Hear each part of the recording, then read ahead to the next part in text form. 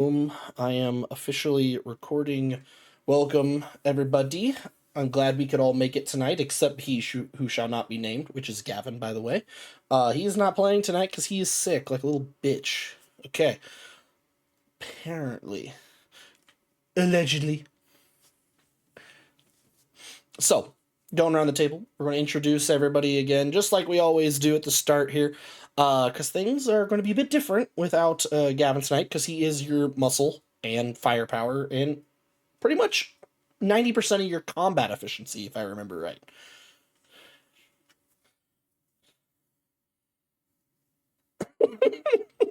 But out of the two siblings, the one that did show up is here today. I will let him introduce himself and his character.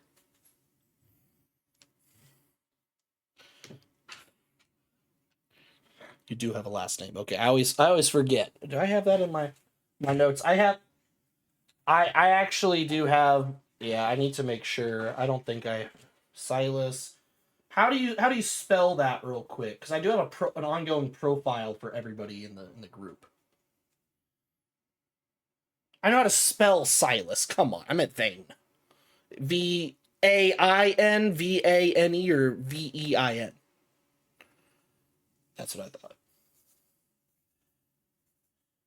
I figured like Silas Vane. He's probably want to go with the I. I think you've actually put it in chat before too. So I just looked at that. Yeah. All right. Well, there you go.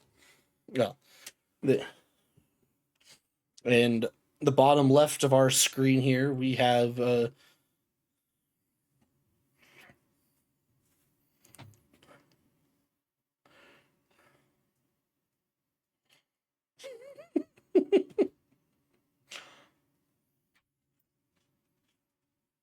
actually, you did get a lot of popularity points last session.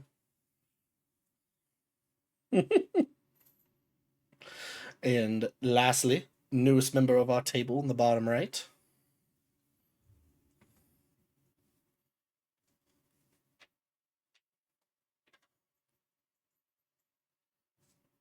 Perfect. All right. So, last time that we left off, 2 weeks ago, you guys were exploring the the geothermal tunnels that seem to intertwine across this entire northern sector of this biodome. Uh, as you did, you came across another kind of like generator depot or like conduit area. Uh, and directly above it, there seemed to be some other compound. As you were about to explore, though, you heard voices from up top. It seemed like this was already occupied, and based on that conversation, by a group of people that you weren't really supposed to like cross paths with, due to the fact that they were the guards of the company that is also doing work in this area. Now, what did you guys do? Leave? No, no, no. You did not leave. That would be a bad idea. Instead, you decided to construct an IED and attach it to the things, lure some of their soldiers down, and blow it up. Instead of coming at you full force afterwards, for some reason, the commander said, fucking leave them, whatever, dip out of there, and just clear out the camp. There are other stations, we'll just go from there. No need to possibly lose more men, and whatever. So, that's kind of where we left off, right? Like, you guys were about to possibly go up there, the four of you, Bosco included. Bosco's not here. Bosco's the large large arthropod man played by Gavin. Uh, go explore that camp. So, after, you give them a few minutes to clear out, you do decide to break the surface, undoing the manhole that stopped the explosion from spilling out up onto the surface. You climb and scamper out back into the snowy wilderness, barely having its wind broken by the concrete structures around you, several laying in ruins, as well as quickly disassembled tents left half erect uh, throughout the area.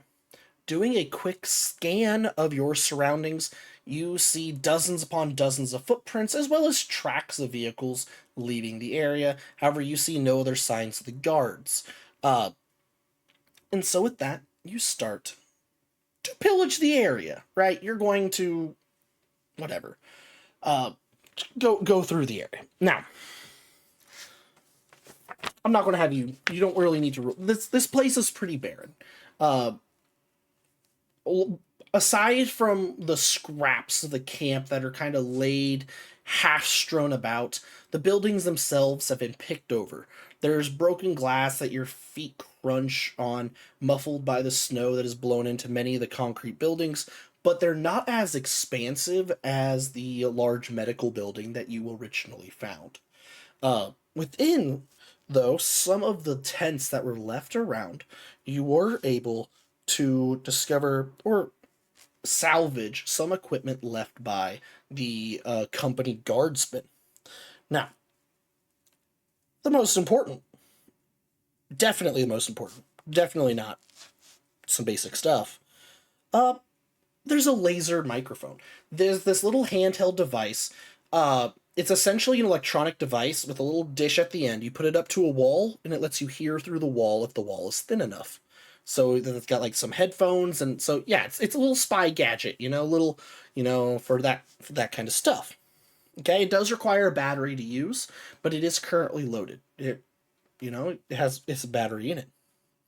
Other than that, the only thing that they seem to have left behind is a large set of armor that appears to be equipped with some like power loading gear, and uh, strewn through the tent, uh, there seems to be some lab equipment. Now, this lab equipment, though, as it's blocked by the cold, blistering air, I want each of you guys to go ahead and roll me a d20 to see who falls upon this area first.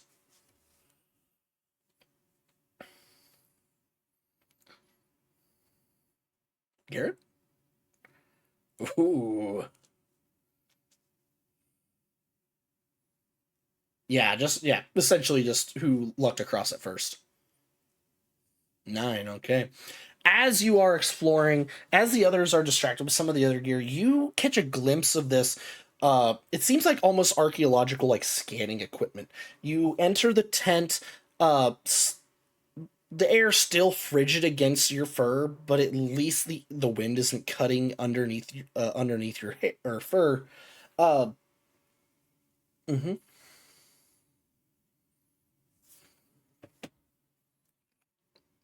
Mm,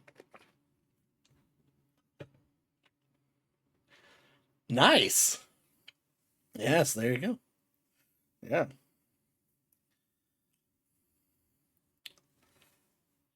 yeah, the fluffy.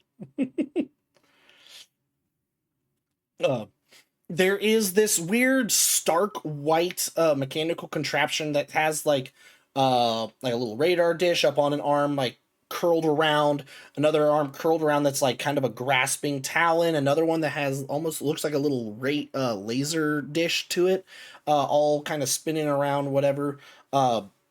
And sitting on the tray in the middle of all of the utility tools is just a single glove that's a little single fingerless glove made out of simple black leather.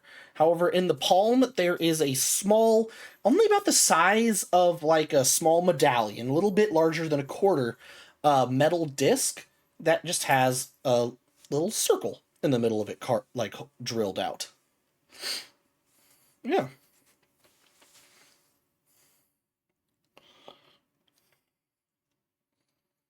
Mm-hmm.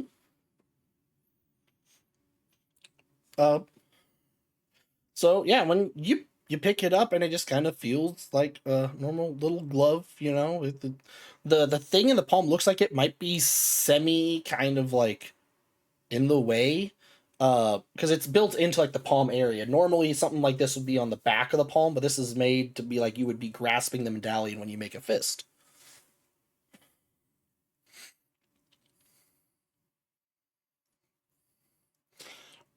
Go ahead and give me an engineering check or a mysticism check. All right.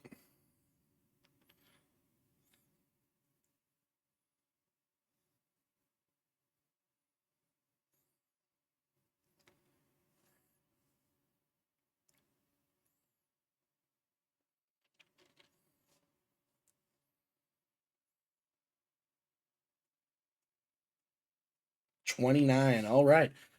Yeah, this fingerless glove does not look like it would offer much protection in case of working on things or from the elements themselves due to the fact that it's fingerless. The leather is pretty thin, but it's comfortable. The inside is very soft, made from a very soft piece of leather, perhaps that of like a baby seal or you know, uh the stitching is really well made. But yeah, as you and it looks like you are putting it on the way like you're motioning as you put it on. uh what is the bulkiest item in your inventory right now? Yeah, was something that would fit in your hand.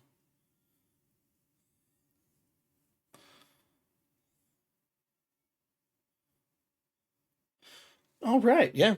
You put it on. You kind of whip out like your new fancy pistol to see like how it goes because it looks like it's made to go in your dominant hand. And as you aim it, nothing happens. So when you go to put it back in the holster, you kind of miss. And when you look down, it's not in your holster anymore, but it's also not on the ground.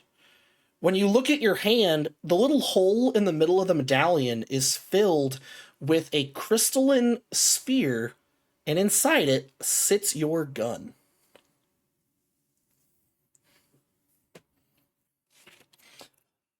Just so you know, this is called a glove of storing. It can hold something in it that is two bulk or less, only one item. And you can summon it into your hand as a swift or move action. Or put it back in as a swifter move. Two bulk or less.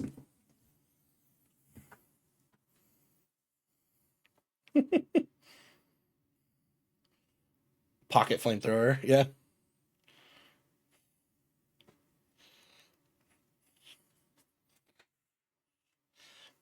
Um, so the item stored in the glove counts as negligible weight while it is stored. So that means really it's only the weight or the cumbersome of the glove itself, which I don't remember what it is. I forgot to look at that stat, but I'm pretty sure it's a light item. Right. Yeah.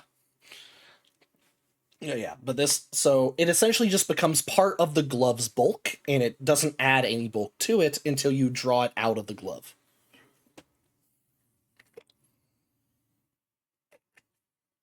Mm-hmm. All right. Yeah.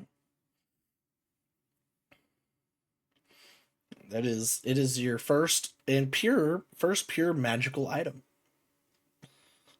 Yeah.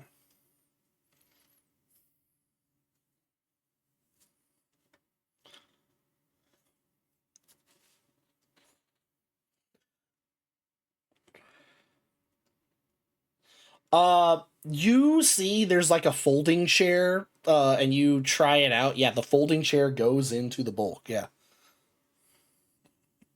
Okay. Okay. Now as he is kind of discovering that, you guys are going over the rest of the camp. One of you, as you pass over some of the gear, you come across the big suit of armor.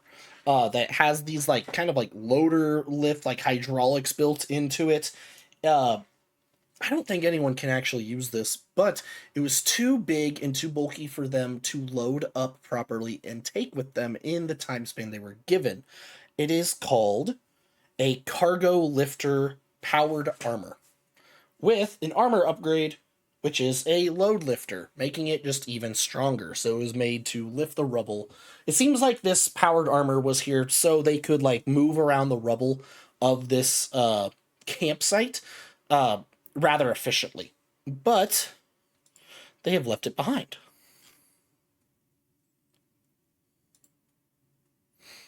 Yeah. And it is big. What? Oh, yeah. Oh, on the power. Yeah, this it's like an exosuit. Yeah. Yeah. And maybe most importantly, Avo stumbles across something that you guys have not seen yet, or so you would not know what it would be looking for, but you have been looking for one for the last 2 days.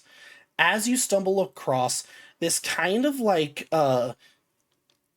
ceramic white, almost kind of looks like a really thin egg sitting on a podium, uh, a voice pops into your head. Hello! It is I, Icarus. You have stumbled across your very first Fergus station.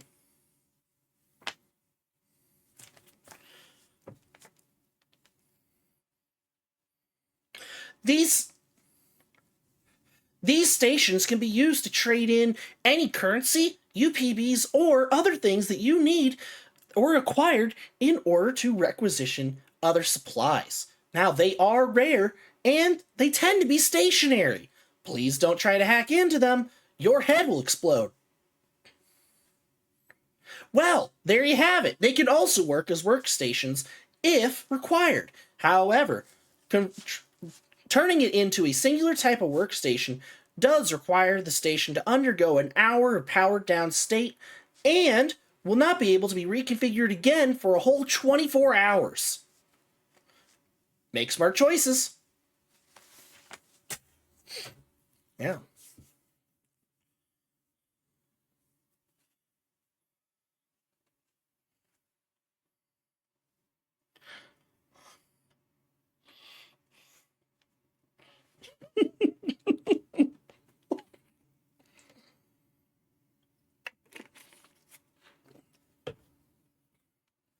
Now, to let you guys know, magic items work differently in Starfinder than what we're used to in 5e.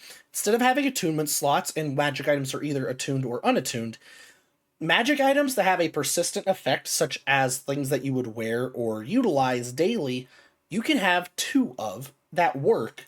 Any other ones will not work until like you switch them around.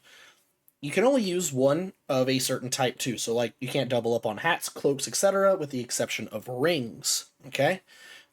Other things that are consumable, those are probably not affected by that, but yeah. So essentially, you have two attunement slots, and every magic item costs one attunement slot.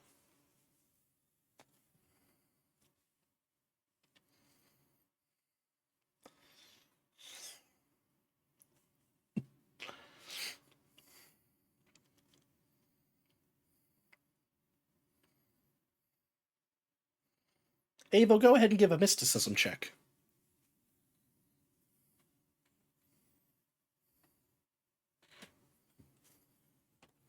I'm shutting my animals out of my office. Give me a sec.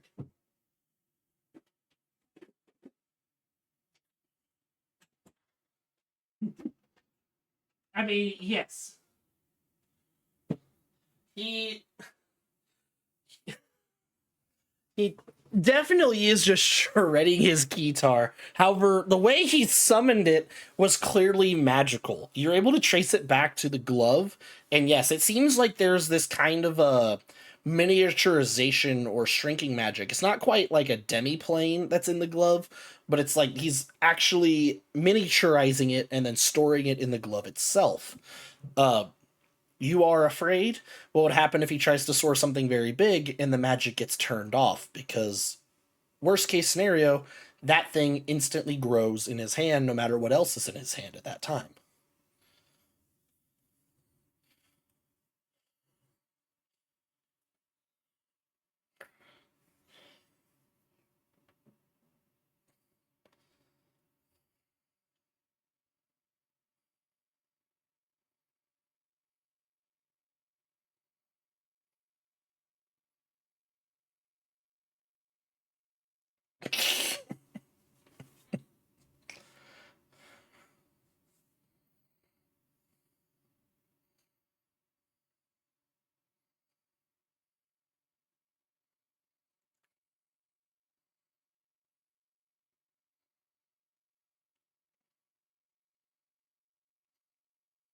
Yeah, yeah, sure.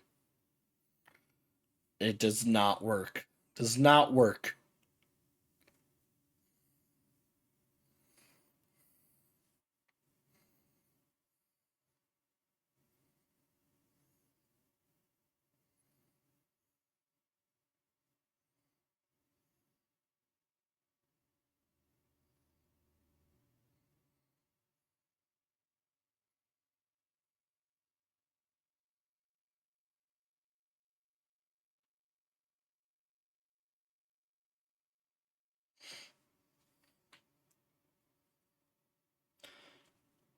Yes, you actually had one that was a. It's called a fang blade. It's like a chain sword.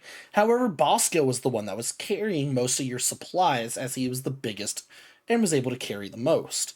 As you start to look around for Bosco, you find that there's no trace of him. He went deeper into the complexes than the rest of you. Moving some of the rubble himself. And as you spend time following his path, there is no sign of him anywhere. However, you do notice that the manhole cover is open. You could have sworn he closed it after him.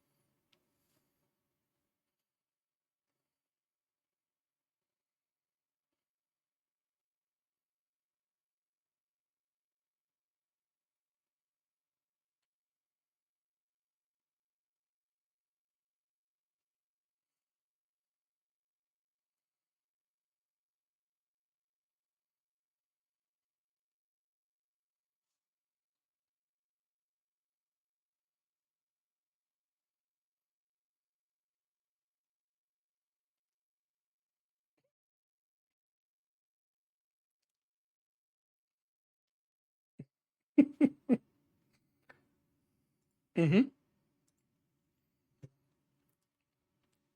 Go ahead and give me. I think it's a survival check. Go ahead and give me a survival check of the surrounding area, or a perception check if you would like. Yes, you may. Now remember, it is you. You try the same check, but it's like DC 15 for you.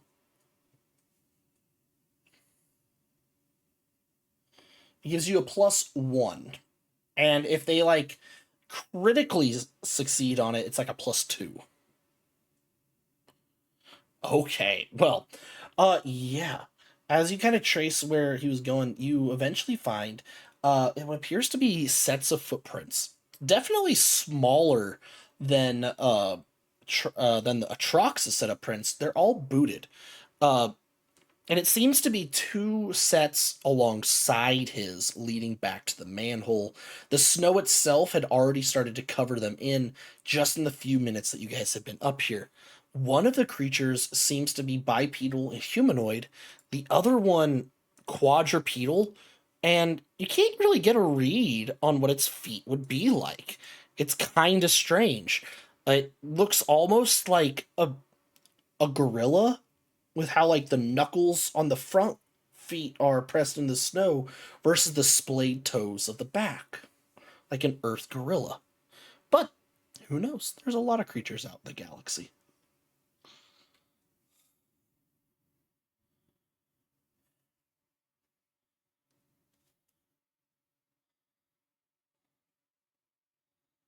Um,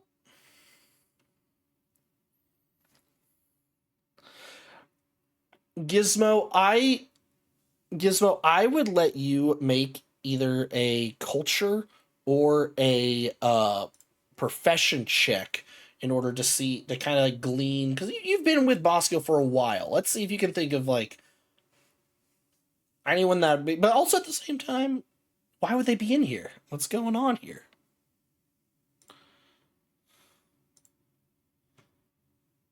All right. You're like, okay, I mean, he's had a few enemies in his past. There was that security guard that always like took a part of his like enchilada day in prison. He always took Bosco's extra milk. Never let him have it. Uh from before he knew you, you knew like he had a run in with a few bad guys. I mean, which wound him up in the mining rigs like prison camp. But once again, who the hell? Why would they be in here? What, that makes no sense.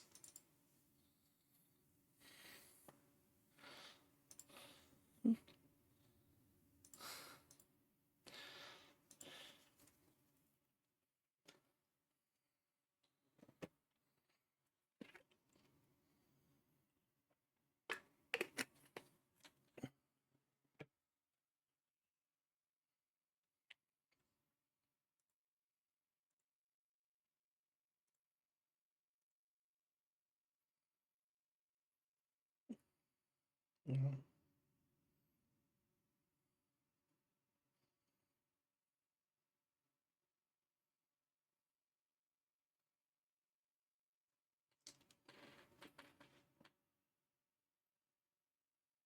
Go ahead and give me a life science check on the tracks.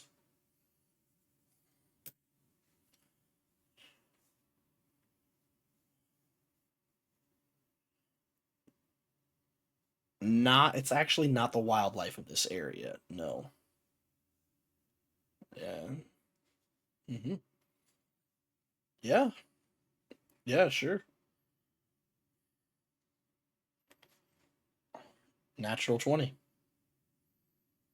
Oh my god, this guy. Okay. Well, so you're not sure the bipedal creature, obviously it's hard to tell, right? The boots uh are rather large. They're a bit larger than human, and there's a lot of humanoid species around. However, the when you're looking at the gorilla like one, you notice that the front leg actually shows like two knuckles of fingers as well as a thumb. There's only so many species that are like that in the galaxy, based on how that gait, and it seems to be uh, similar to a species that you've heard of. You've never met one of these before. Uh, they are known as like powerful, large warrior, like warrior-ish culture from their home planet. In the galaxy, many of them have been used as like mercenaries. Uh, a six appendage creature known as an Isilgoon, and I will put an image in the chat. Isilgoon. They are sentient creatures. They are intelligent. Yeah.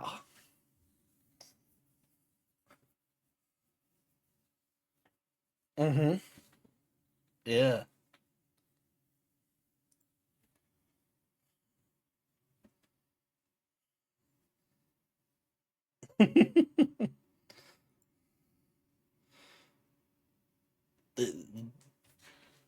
Yeah, I mean, mm-hmm.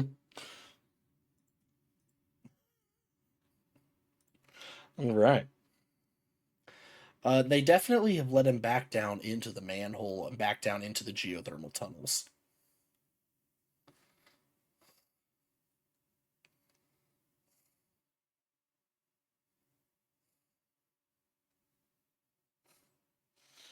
Uh, I mean, any sentient race can learn magic. There are mystics among any many cultures. Uh, Islgoons, some of their on their home planet, some of their societal roles require them to be in touch with like emotional magic and empaths and things like that. But mhm, hard to tell.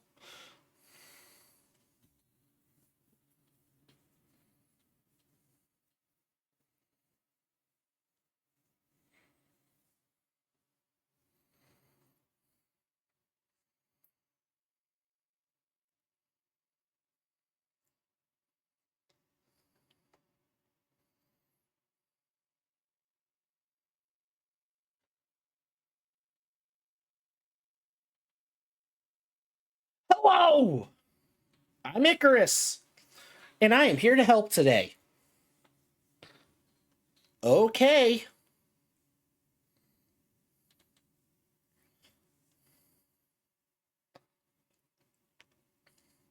Well, that depends.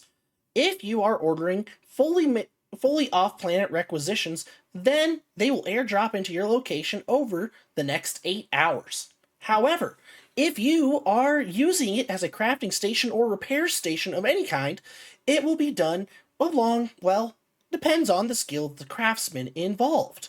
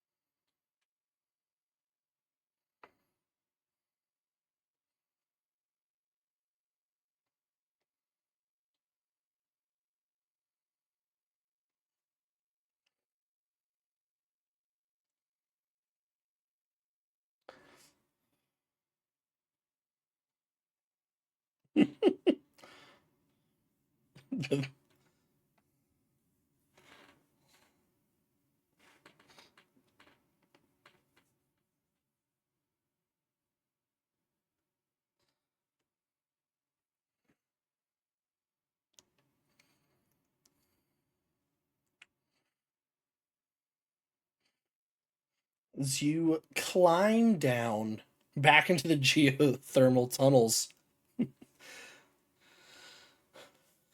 Yeah, you know.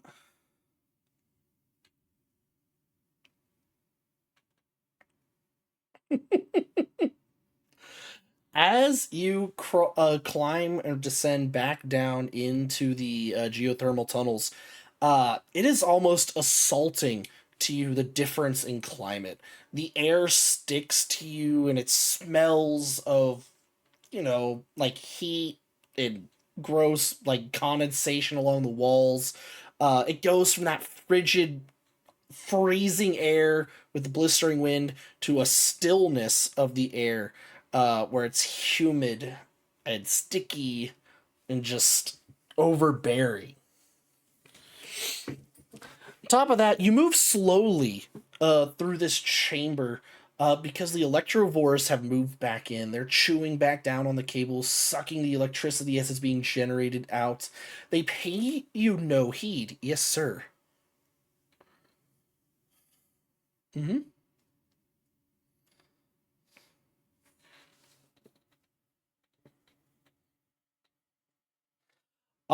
Yes, several of them did. They would have been caught in the explosion. Uh, but gotcha. Yeah, if you spend some time down here, it will be a survival check to harvest materials from them. Okay. Gotcha. Okay. hmm Now, each corpse is going to be like one bulk. They are small. They are small creatures.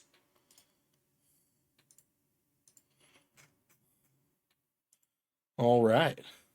No, the glove can only hold one item in particular. So, probably not. I think it is smart enough to understand that they are being bound. Oh, they are. I would say they're actually probably about two bulk. I mean, it'd be like carrying a goblin carcass around. Yeah. All right. Yeah.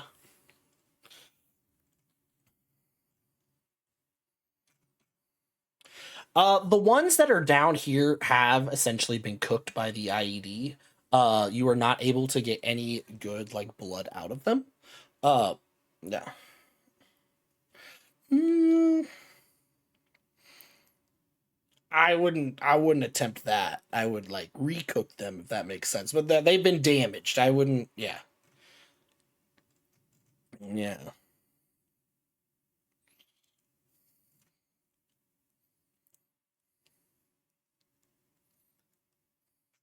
Electrovore. Yes, it is a CR2 small magical beast. hmm All right. Go ahead. Give.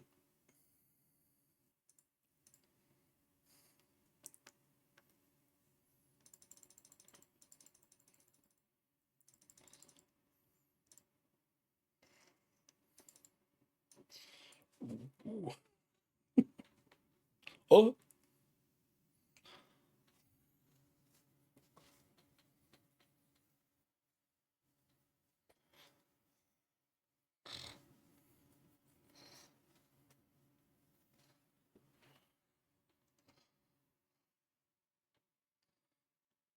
Oh yeah.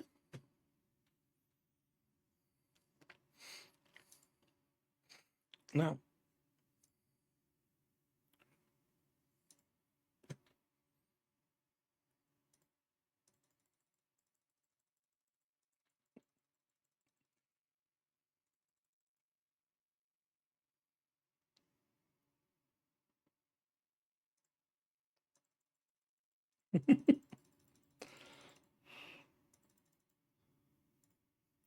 So, as you guys continue on following the trails as much as you can, eventually I'm going to ask for another survival check. So, go ahead, give me that tracking check in order to try to keep track of where these guys are going. Down here, the metal walkways are kind of difficult to keep track of things. So, you're looking for other signs, things like that.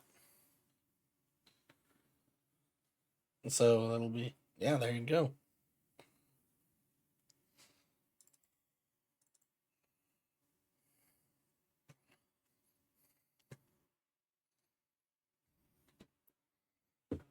22. All right.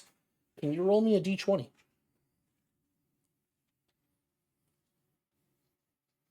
An 8. As you guys are checking out, you're kind of slowly trying to make it through the electivores. They're you don't want to piss them off, unfortunately.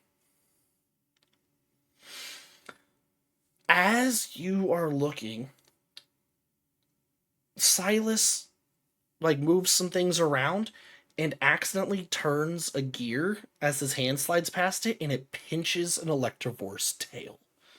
As it screeches out, it lets out a screech, and the small group of them fly into a flurry. I need you all to roll initiative.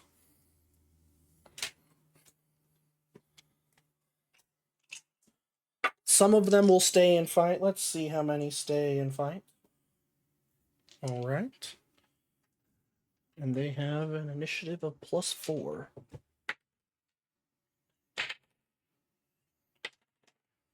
Ah!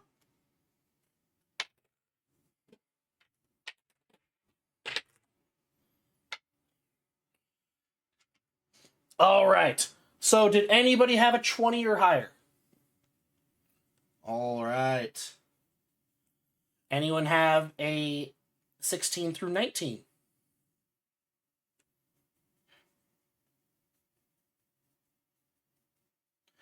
Anybody have a 11 through 15?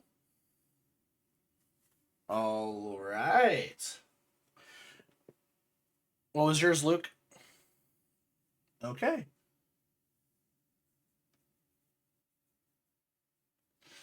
As 4 of them fly around, you start snapping at you. They see, you're carrying a lot of tech with a lot of readily usable electricity upon yourself, such as the batteries and things that you carry. You look like maybe even an easier source of food than the generator, or at least carrying some of it. Avo, it is your turn in this combat as one of them flies past you and snaps at you. Little electric arcs crackle across the spines along its back. You realize, yeah, these things might not be good for your constitution.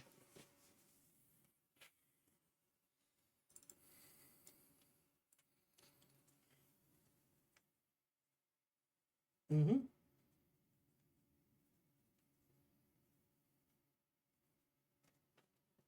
Yeah. Mm-hmm.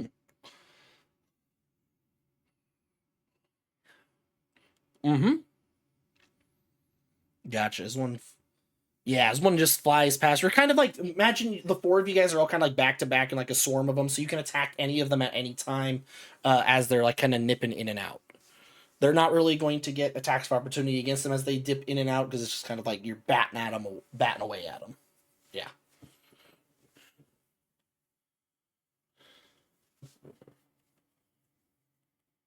A 15. That will hit. As you slice out, you catch one of them a little bit. Go ahead and roll your damage.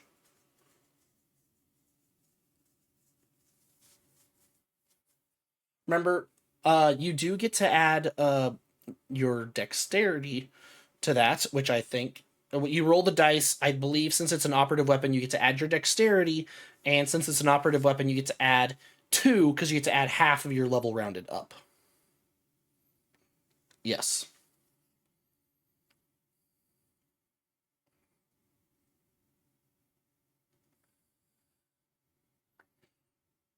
For the damage. So you roll the dice, add your dex, and then add half your level.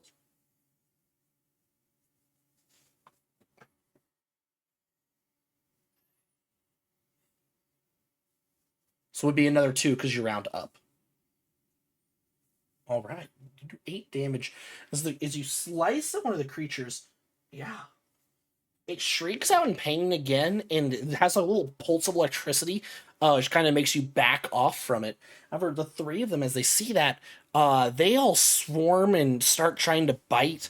The 3 of them are all descending upon you, Avo. The first. Mm-hmm. Attack, offensive abilities, melee. They do is they. What's your kinetic armor class? Gotcha. No. 2 of them are able to hit you. Now,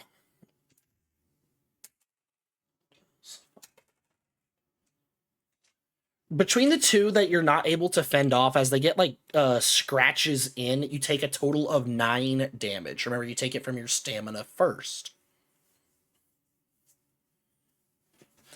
All right. However, Silas, you see 3 of them are all kind of swarming on Avo.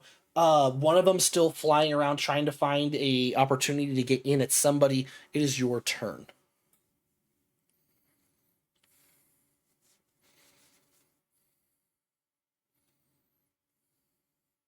Mm-hmm.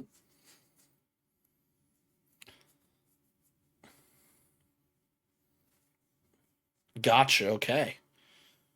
Go ahead and make that attack roll.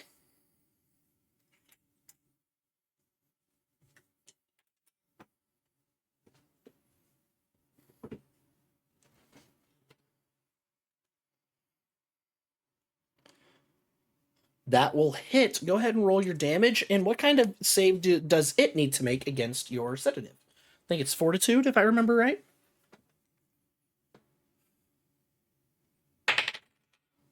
It got a negative. It got a natural 1, I meant to say, on its fortitude save. So, what does that do? That's sedative. What is its effect?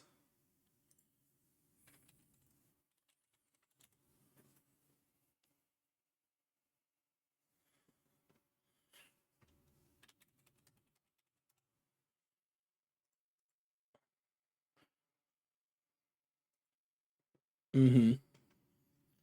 All right. Does 2d4 non-lethal damage. All right. All right. Okay, so roll that extra 2d4 damage.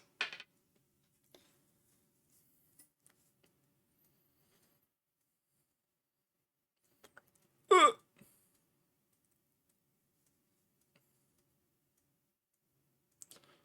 7. All right. You see the creature gets a. It's starting to move a bit more lethargically, but it does not knock the creature out. All right. Okay. Gizmo, it is your turn.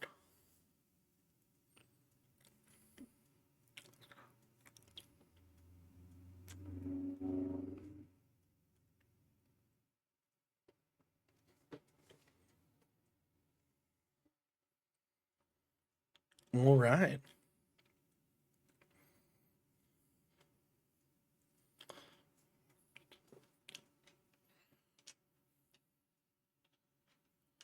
I mean, you can still do that. Yeah. They each have their own HP and stuff. I'm describing them as a swarm, but they do each have their own armor class and health. The 4 of them. Gotcha. That will hit.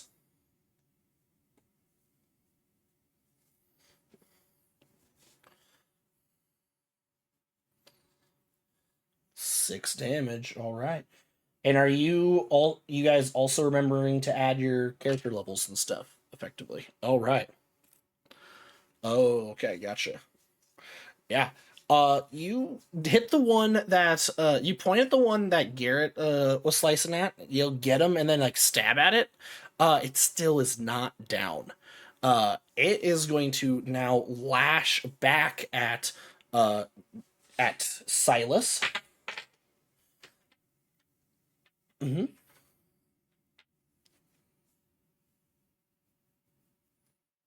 Yeah. Mm-hmm. Got it. Okay. Yes. Okay. It gets a natural one. Uh, it completely misses. And it's going to try and fly away as it's almost dead. It screeches as it turns to fly down one of the corridors.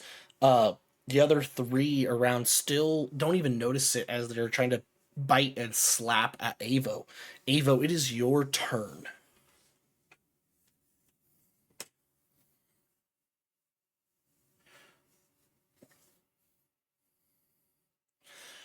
Yeah, go ahead. You look down one of the tunnels where you think that they took Bosco, and you try to like you wave your arms, get the creatures to back off, and you just start running down that hallway. Um, as that happens, the other creatures screech, and let's see. Uh, they start to swarm the area again, and they follow their companion that already fled. So as they let you kind of go, now that they see the danger fleeing from them, they're willing to let you go after that. uh I need you guys to go ahead and make another survival check as you clear yourselves away from the area with the electrovores. You take a minute, catch your breath. If you wish, you can spend 10 minutes as a break, spend a resolve point, and get some stamina points back. But, yeah. All right.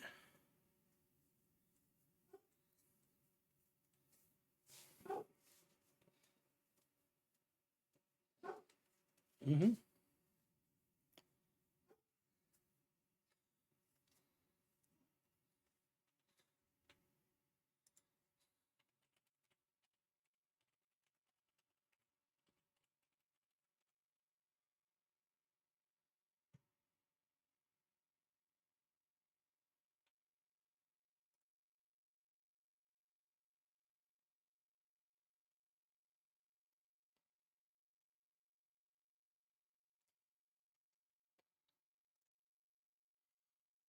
Okay. So are you taking that breather, that 10-minute break, or not?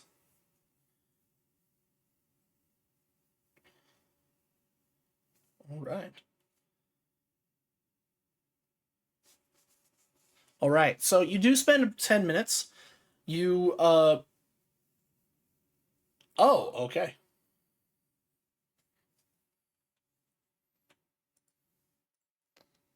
Yes, yes, yes.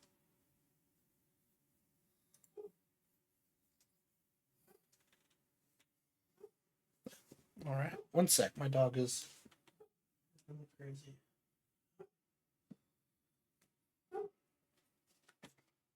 Yeah. All right. So, go ahead and give me another survival check.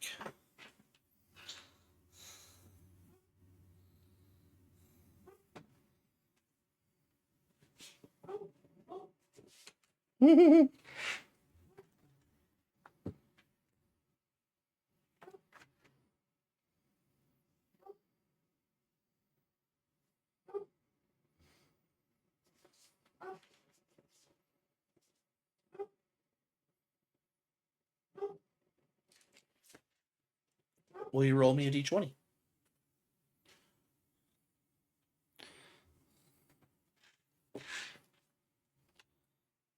3. All right.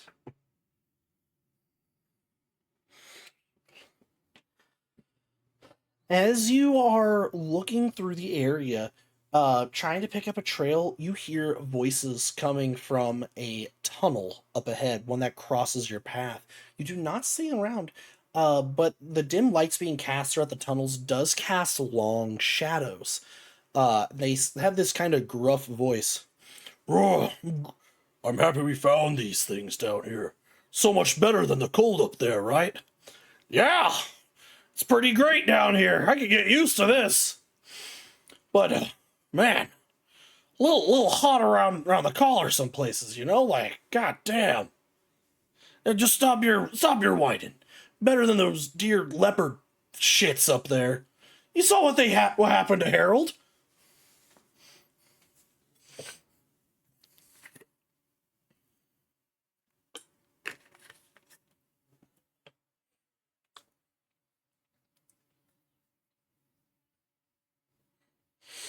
Go ahead and give me a stealth check. At 20.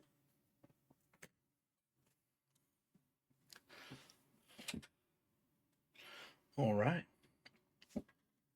As you sneak up, you look around the corner, and sitting on some like refuse, like piles of like machinery or metal, stuff like that, being used as like crude benches.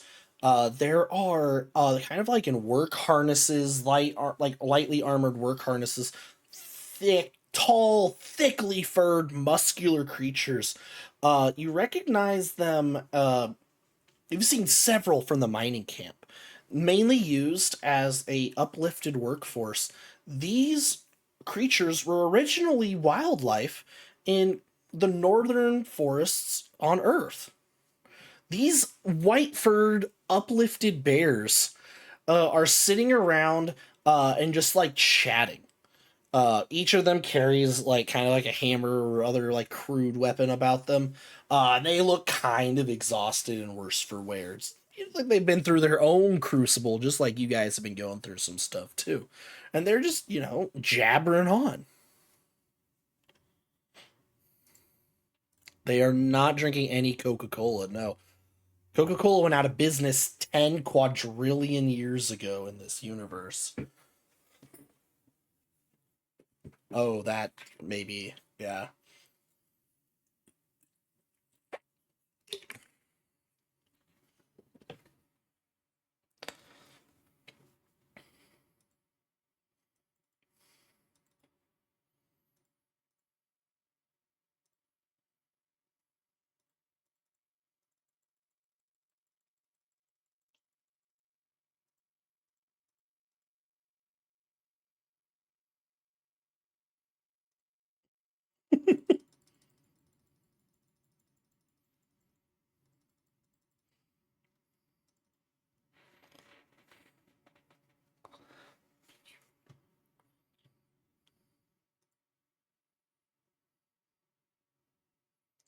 Mm-hmm. You hear him? Yeah. Do you hear that whistling? What do you hear? Like the who goes there? One of them says.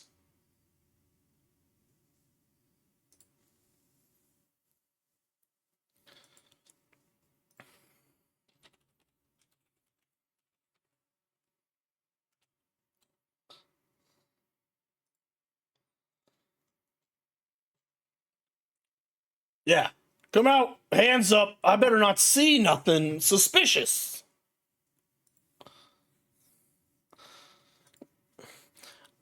These bears stand somewhere between 8 to 10, 8 to 9 feet tall as they're like lifted up. These large, I mean, they're polar bears, right? These guys are fully grown. They're big. They're big guys.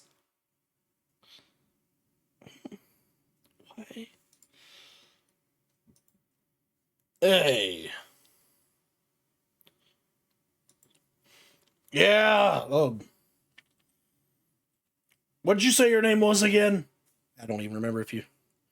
Gizmo. Oh, hey, wait.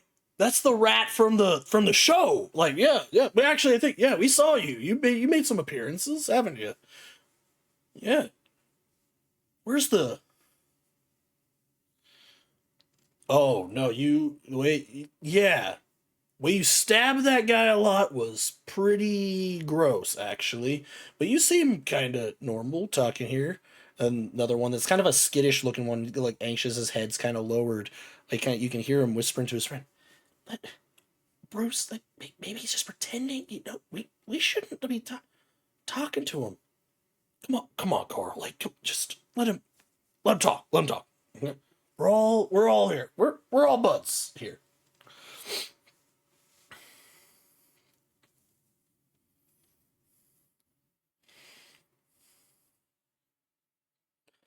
Oh yeah, the little like bat eels. Yeah, those. Ooh, we actually dropped our rifles and stuff back there. They wouldn't leave us alone. Yeah. But you, where's are you by yourself now? Where are the other three? So we're with a group.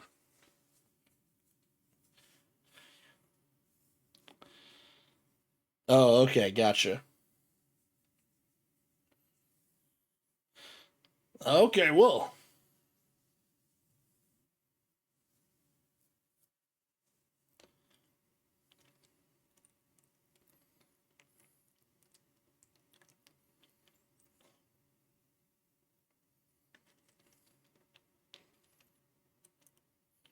the big bug guy that we saw on the net.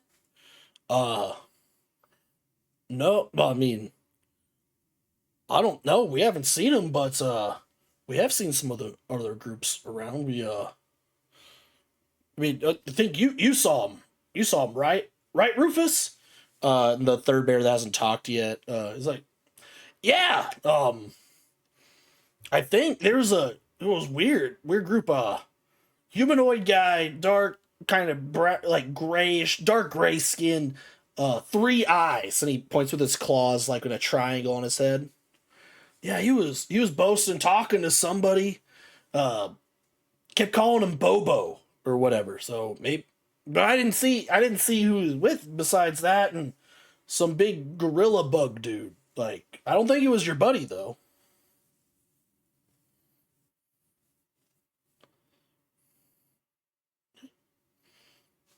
Does does your friend Bosco go by Bobo?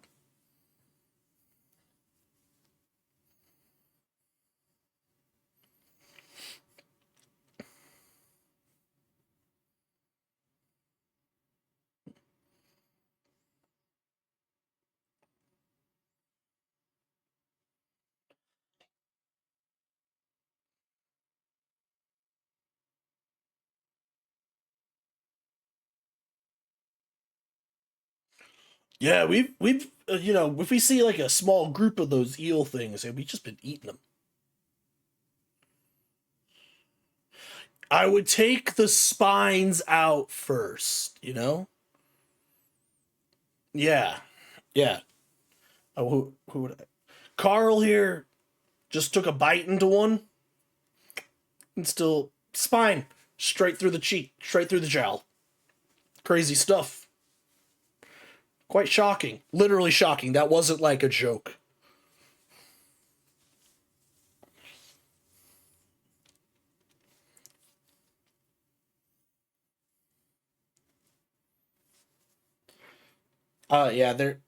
Yeah, there's like a small hole. It's like it's kind of healed up.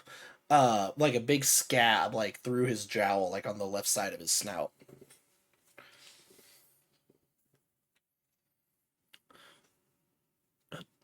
Who did I who was the main one? I have Rufus, Carl's the timid one you're talking to. Who was the main one? I gave him a name.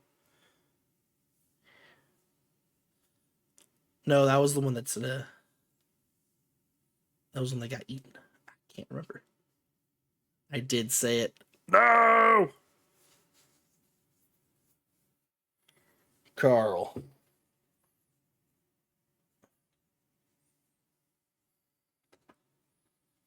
Okay, well, already counteracting my own decisions, renaming this NPC right now.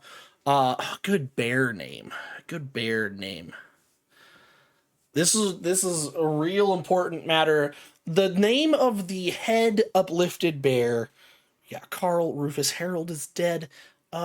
What's Oh no, I don't know. Oh, I think it was Brutus. I think it was Brutus. Bruce. It was Bruce. Bruce. It was Bruce. Bruce. I got there. I knew I would. I had I had faith in myself the entire time. All right. So, now I don't even remember what he was fucking oh yeah. Uh Carl, like, as you talk to him there, Silas, he leans back over to Bruce. The groups are kind of like intermingling. It's like the one with like the weird look in his eye keep is talking to me. What do I say? What do I say? Bruce, I don't want him to look at it, dude. He's like kind of like paw, his hands kind of like going. Bruce is like, Carl's a little nervous. He doesn't really like interacting with others. He'll be fine. It was more, just kind of like, if you like bite your cheek. It's kind of what it is for us, really. Well, he's fine.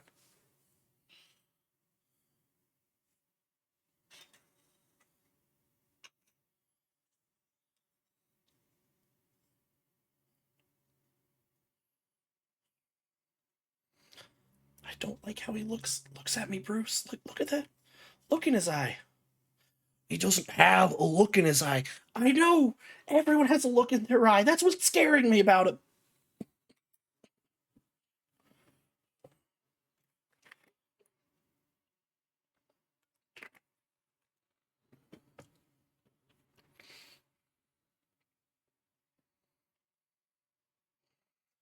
Yeah.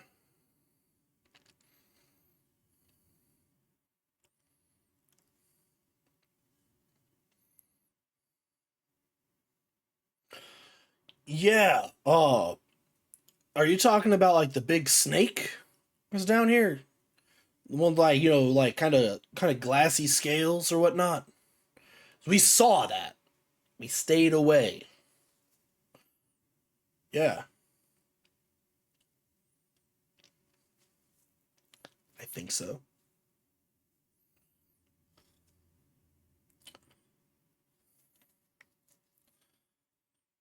Oh, he. Oh, sorry. No, the thing you're thinking of there, Gizmo, is the gackle gal, whatever. That's like the leech with the wings that attacked you. He's talking about the big glass serpent that you found scales of.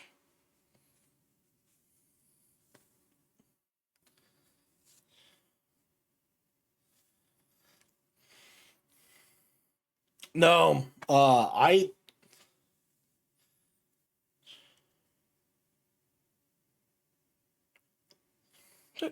Bruce, is there really blood? Like Carl's like whispering to him, is there really a blood? That's that's one of those things that ate Ma back home. Oh shit! You're are you serious? There's one of those down here. All right. Cool. Uh, do you guys have like place like out of here that you know is like safe ish?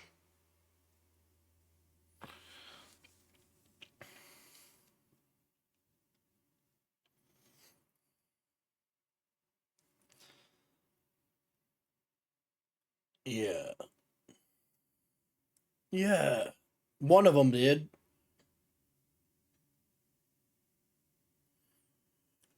Dude,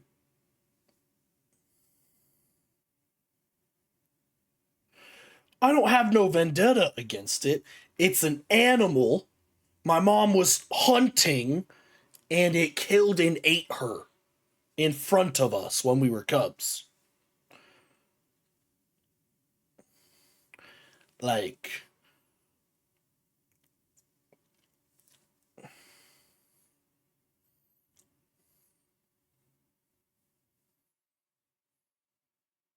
yeah.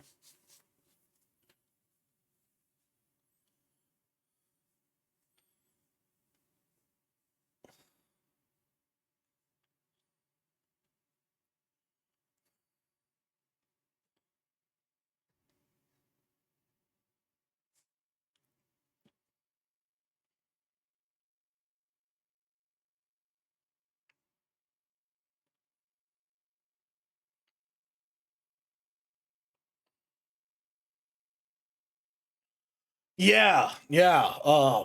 Yeah, we found that. Yeah, we found another one in like a geothermal spring that was near one of like an exit to a pipe. But there was a bear there, not like us. Yeah, it burned. Yeah, we were traveling. No, not. I mean, kinda. I guess it had like one eye, and he like with his claws makes the sim. But we were traveling. Yeah, but we were some drow, and it melted them. So we left. Yeah, we're in here for tax evasion. So we're not taking any risks. Yeah, we didn't know what taxes were, honestly. We didn't know we had to pay taxes on our salary in our indentured servitude. That seemed a little fucked up, honestly. So, yeah.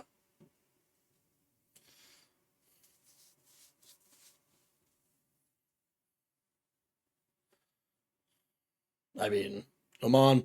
Who hasn't thought about doing that? Taxes these days. Come on. Yeah. Gross.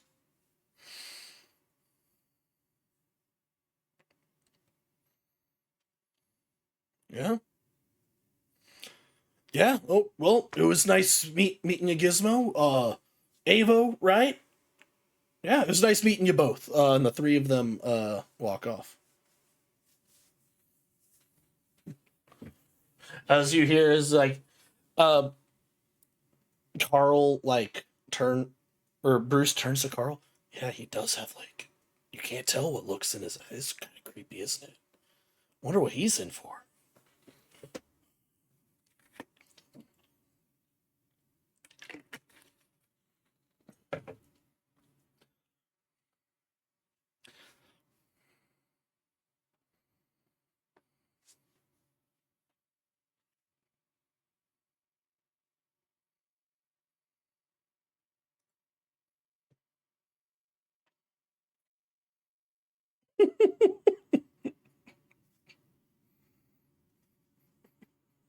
Go ahead and give me another survival check.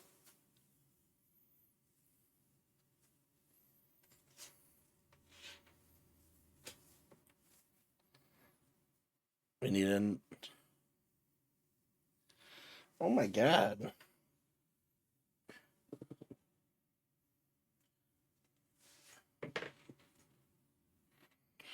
Like left and right. All right.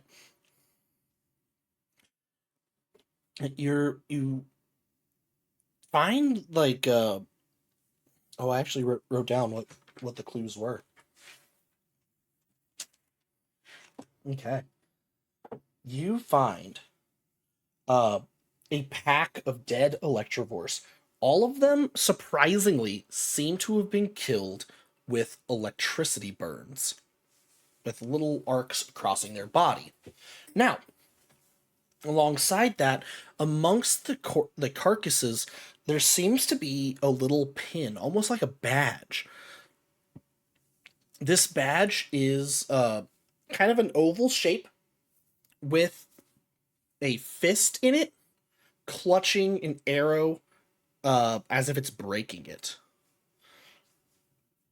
Now, if someone has a profession relating to wildlife, they may roll a profession check in order to identify this badge.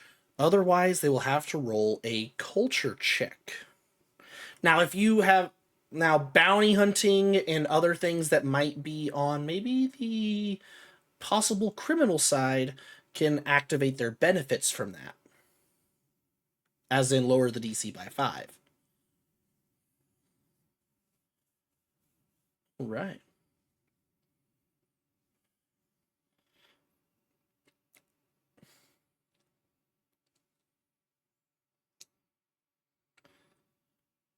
How legal do you assume you acquired your subjects a lot of times? Okay, yeah. Yeah, you can make a life science check.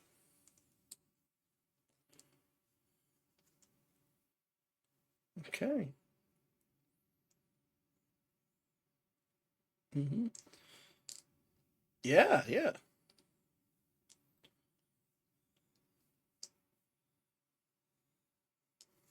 All right. All right. Now,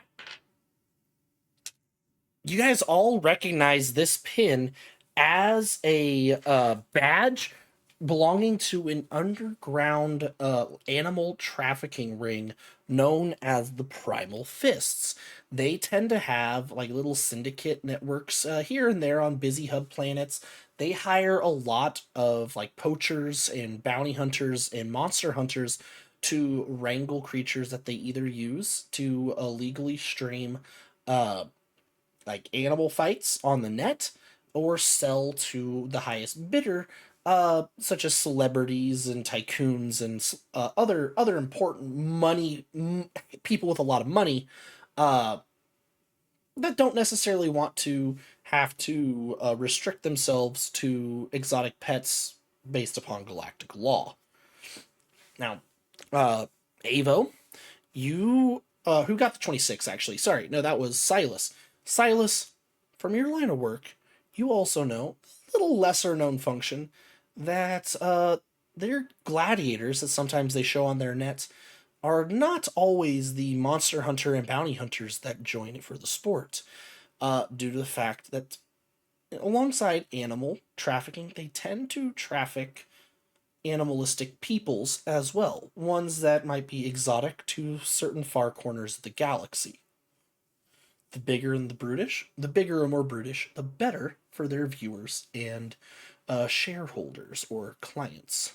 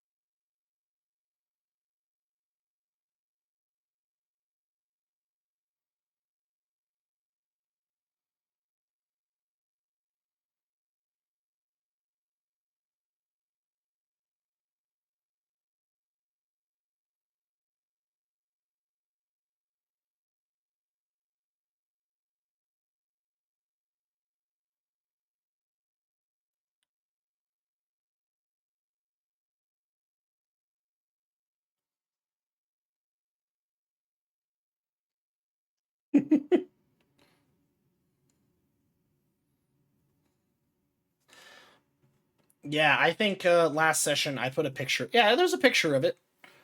If you scroll up not very far, you will see that picture. Yeah,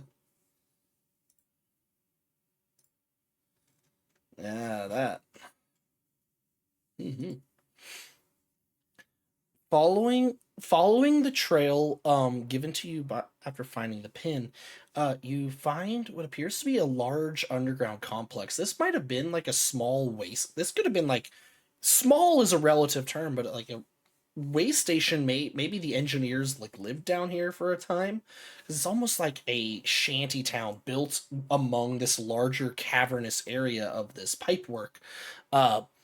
Several cages are around the area. There are little shacks here and there, converted from like the workshops and like supply closets of the area.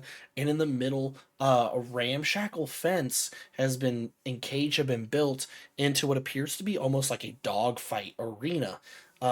Rather, which is large enough to house some rather large creatures. As you slink your way around, you can see a good group of different individuals watching a fight happening inside the ring. Inside the ring, you see a large reptile, bipedal, short legs, and a large domed skull, using its head like a battering ram to try to fend off a large, two armed, snake like creature with a segmented exoskeleton and rows of teeth running the slit of its body vertically. As as the reptilian goes in for a headbutt, the maw upon the creature's chest opens, and the reptile starts to get absorbed as its head just flies straight in. There's some concussive force pushes the snake-like thing back, but then its arms grip on and start to drag it into its body. Uh, Blood starts to seep out into the group as you hear crunch as the bones start to break to fit into the torso of this creature. Shears start erupting from the. Oh, there's 4, 6. From about 9 individuals kind of circling it, some of them handing money between each other. The only one sitting in a chair seems to be a bipedal humanoid. I will send an image of what they generally look like in the chat. It's not the image I want to use, but that's the one on the website. That's a female of the species. It is a male version of the species, though, that you see sitting in the chair, kind of in this green enameled armor. It seems rather light for him, and he has this mote that shifts between light and kind of like a lunar gray as it circles his head, laughing and clapping as the fight commences. In a cage right behind him, your large Trox friends sits unconscious with the large bi-quadrupedal gorilla guy standing on the other side of the cage.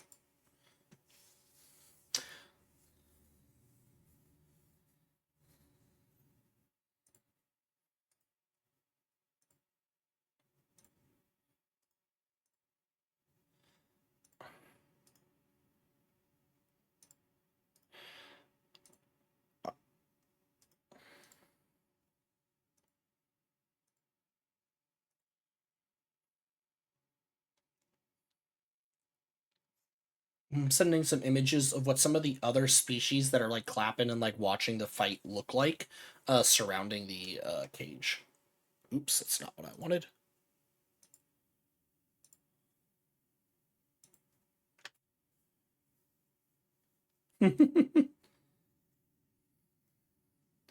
Yeah, you see two of these. You see two of these arthropod-like creatures fluttering like slightly off the ground. One of them trading money with one of these squid-looking guys as they're all cheering.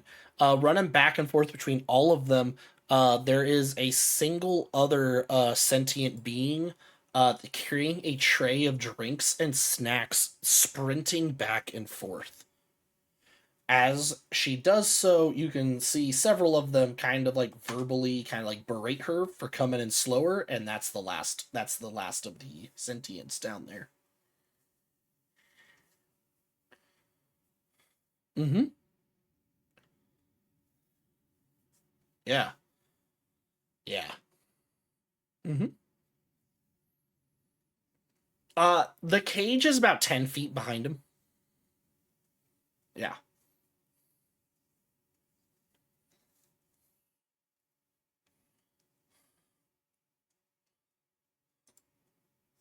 Mm-hmm.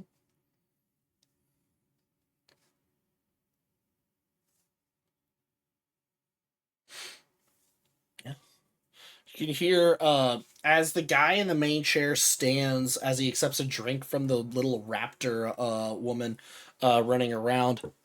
Says, "Friends, friends! We have finally done it! Our old pal, Bobo, has returned to us. And when he wakes up from his nap, he is going to show us all what he's learned out in the world since we saw him last." And they all cheer and like kind of like raise their glasses. "To Bobo! Now, which of our beasts should he square off against now that he has learned how to have some fucking balls?" He says as he kind of like grips in between his legs. Uh, One of them shouts like the blood brother, "Well, I would love to do the. We want a fight to actually happen, don't we? Come on.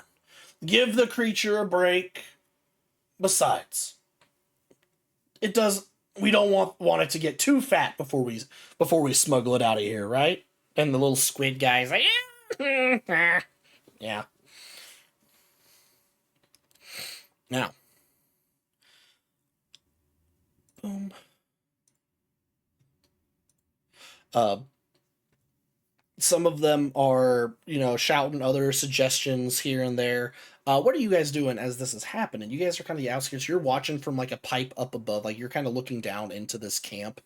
Uh, they are completely, not seeing you right now. Like you're fine. Like the camp, this complex though is probably a few 100 feet wide and stuff. Though it's like almost like a big depot area. Yeah, go ahead. Yeah. So you see that besides the two that were in the arena, there seems to be 10 other cages that are full. While there are stacks of cages here and there along the different walls, scattered amongst them, 10 of them are filled. Now, I will post images of all of them and then we can go through and see what you guys want to ask about. Actually, go ahead and give me a perception check to see if you can see how many of them you can actually tell from up here. Okay.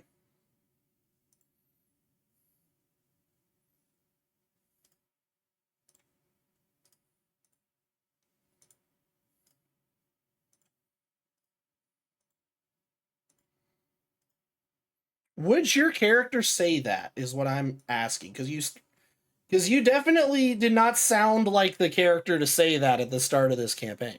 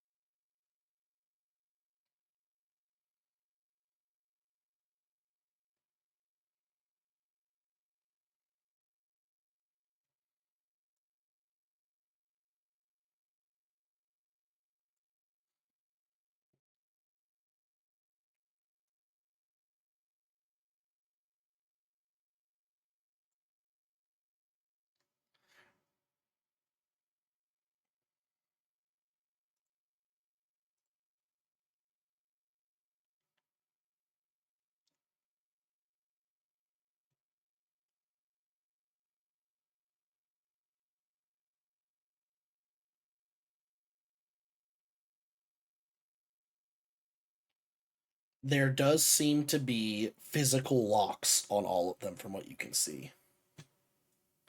Large locks, but yeah, they are physical locks. Yeah. They seem to be rather low tech down here, probably to avoid detection from the guards and their scanners. Now,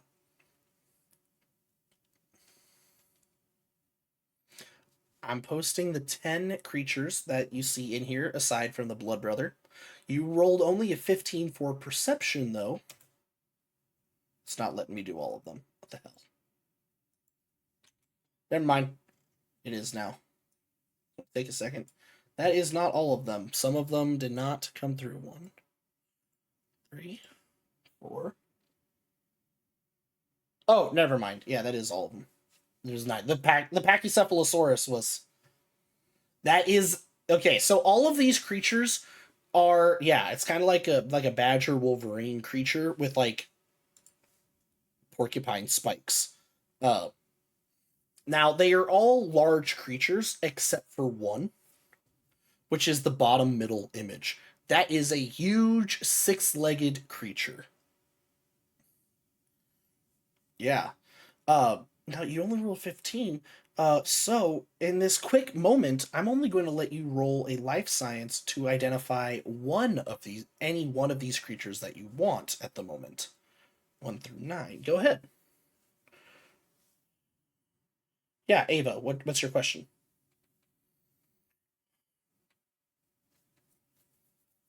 Mm-hmm.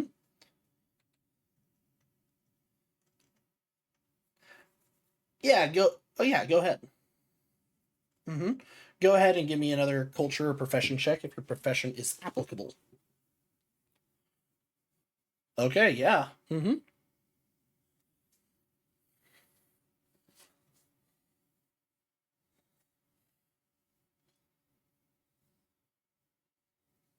Yeah. Okay. Go ahead.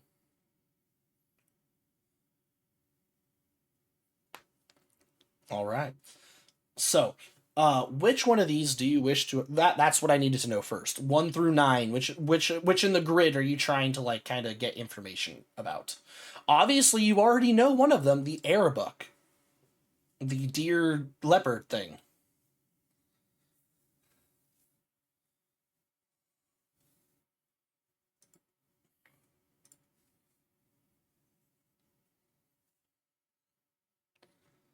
Hmm. Okay.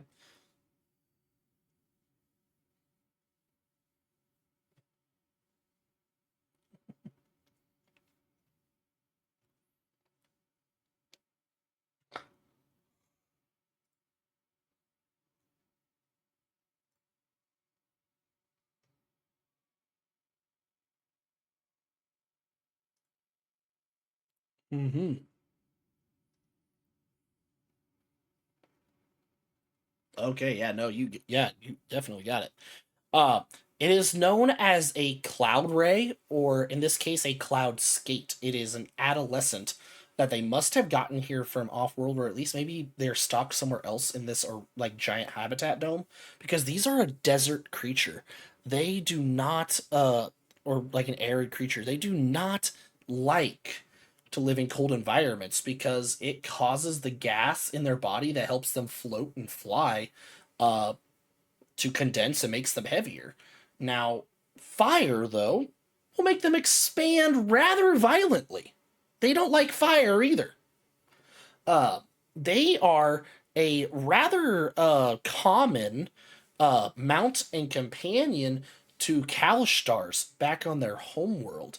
In fact, there are tales of Kalistar pirates that ride gargantuan cloud rays, descending out of the sky to attack sand ships, stealing their cargo as the creature devours the ship whole. This one, though, looks, big enough to ride as a personal land speeder.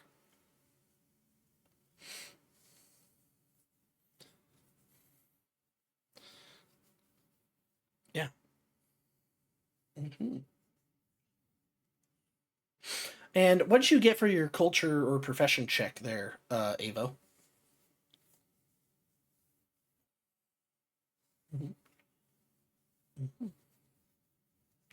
22. All right. Yeah, the guy in the lead, you he looks kind of like he'd be a mid tier kind of crip. Like I think you've maybe had some run ins with him before.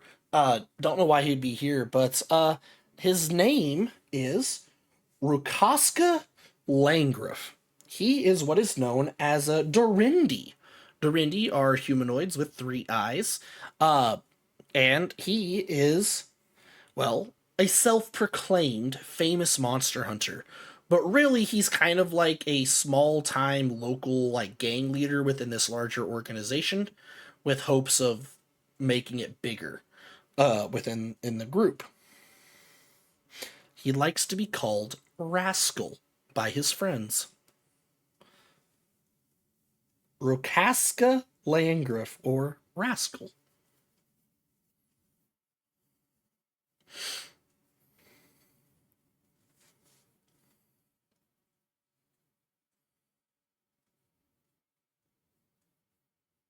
Mm-hmm.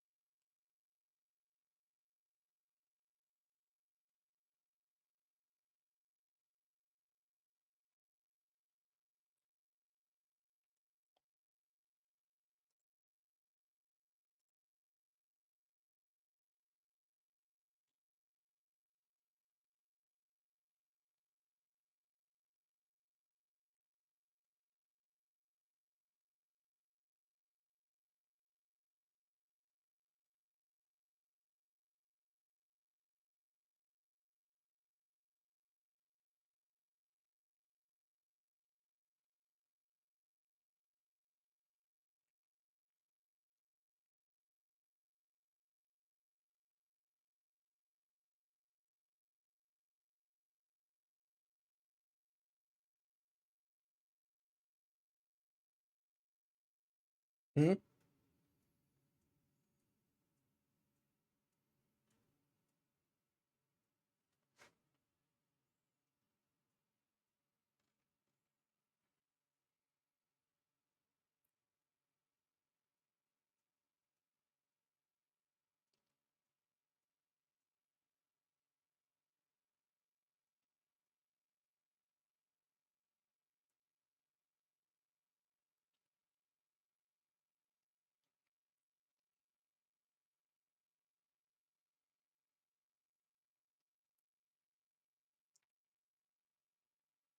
Hello! Hello, Reformer. This is Icarus talking to you. You hear this in your head, Gizmo. You just got a personal sponsor message. Now, relaying message in three, two, one. Hello, Sir Gizmo. Now, according to our deal, yes, you will be acquiring your credits. Your friend here does wish for me to transfer them to some unscrupulous folk down there. And while this message is off the record, I will tell you, I have dealt with this group before. I mean, the pets in my backyard do not get there themselves, but I will not be. I am not here as some kind of agent of yours. If I am sponsoring you, it is, remember, due to our company's goodwill and not some leveraging bargaining chip to be used while within these games. Now, if supplies we do, and that's a big if, send you, can be useful to you and such a thing, that is your own prerogative. Now, but my resources outside this game will not and cannot, by galactic law, be used for this reasoning. Now, thanks, and yeah, those cakes are awesome. They tasted great. Yeah.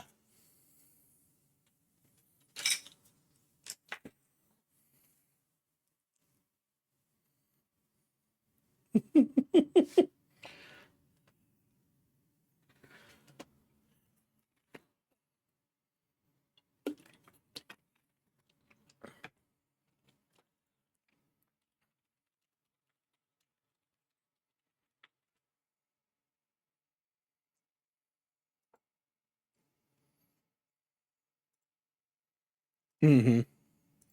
Also, I think it's time to give face to what Tobias McThundercracker looks like. This is him.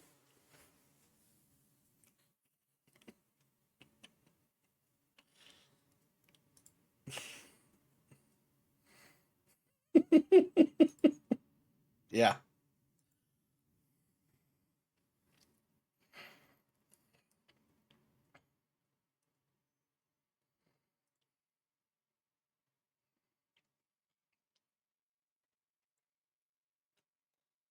I tried to find art of that species that was the closest to rich white guy with mustache that I could think of.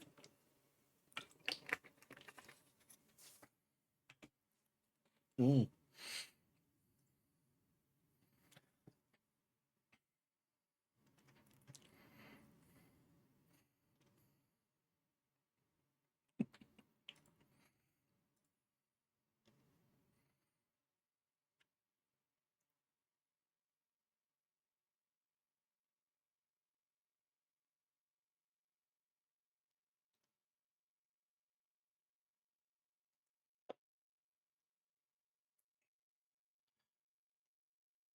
There is not a way to contact people outside this game unless they have been given a way to contact you.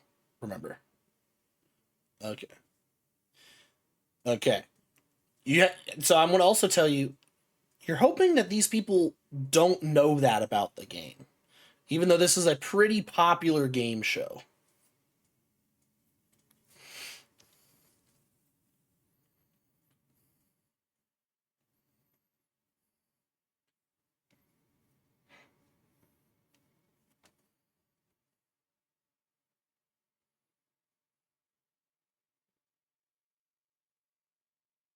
Yeah, you're like just breaking off the spines as best you can as they're arguing about what to do.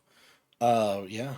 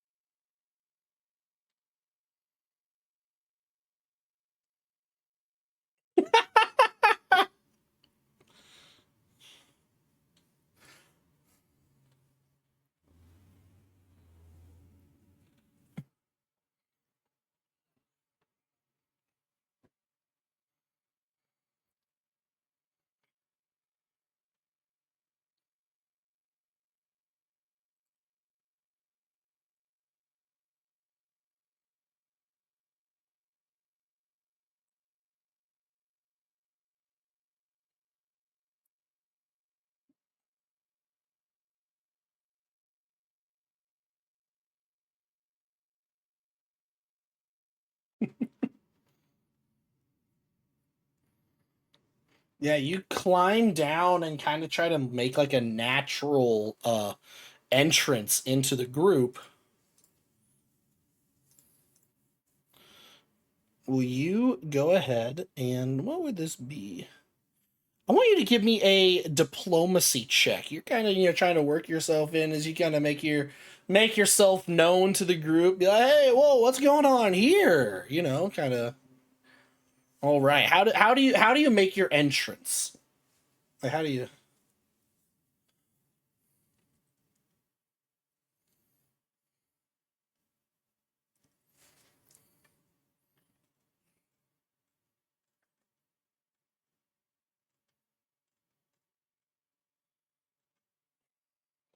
You wander up to one of the squid folk, and he's like, "Whoa, whoa! Where'd you come from?" As he just ignores everything you just said as he says, you startle the shit out of him.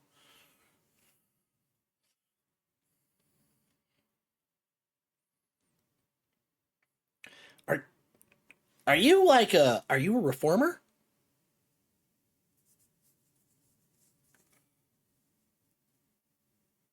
I mean, yeah.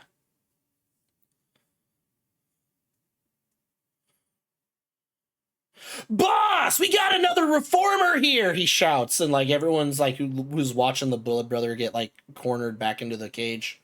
They all kind of turn.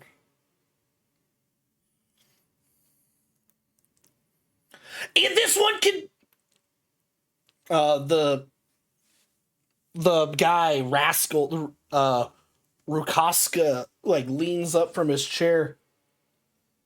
Isn't that the Yosoki that we saw on the show the other night? Yeah. The one.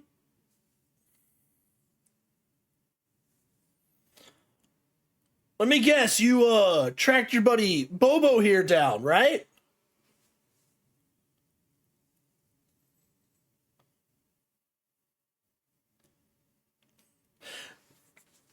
As this is happening, I need you two to give me a stealth check.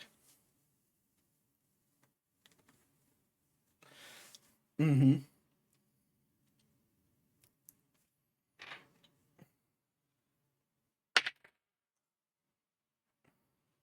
Go ahead. Roll your stealth.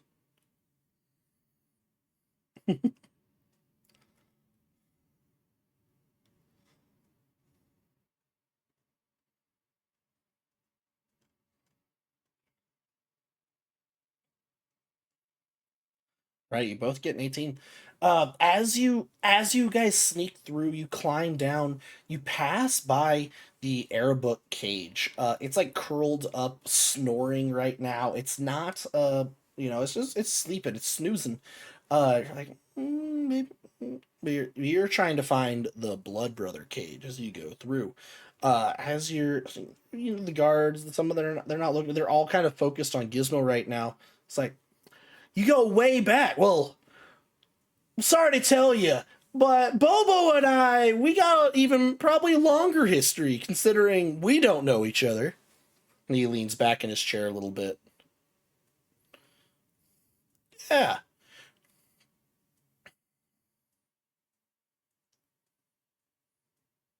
Oh, round just ended, brother. Now, why don't you come on over here, grab a drink. Hannah, get him a drink. Get him a drink already, goddammit, Hannah. Go! And he shouts at the raptor, the raptor woman. And she like lowers down almost like an like Jurassic Park Velociraptor and like sprints away with the tray into one of like the things. Sorry, she's new, right? It yeah. No, and to be honest, uh we didn't know these games were going to be happening here. And all of you guys showing up here has really put a damper on things, you know? It's been real hard to get things off planet since the dome has gone up, right? Yeah. Oh my god. Could not believe it. It's cutting into our profits like crazy. So, are you wanting Bobo back? Is that why you're here? Go ahead.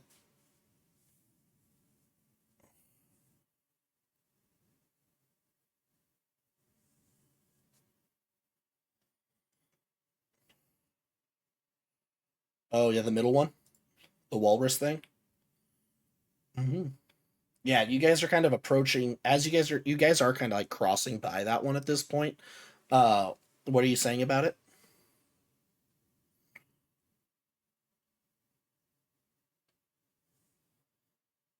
All right.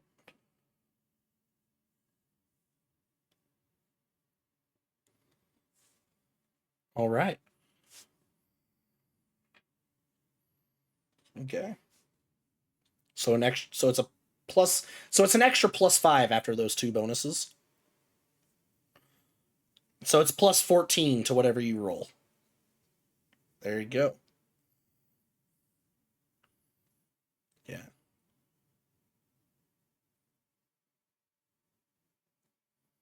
Mhm. 23.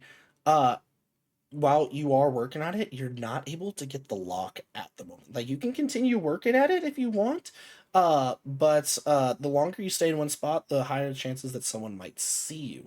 Uh, yeah. So as you guys kind of maybe talk off to the side, what do you want to continue to this? Keep moving on. Going back to the conversation, as we phase back, what were you about to say there, Gizmo?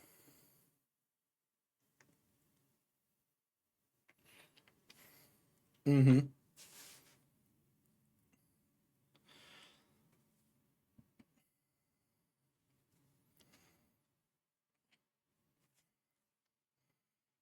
Well, what kind of deal you thinking about, man? I'm in the business. I'm in the deal of making deals. Now, the problem is being reformers yourself. I don't really see all that you have to offer. I can get off planet. You're kind of stuck here.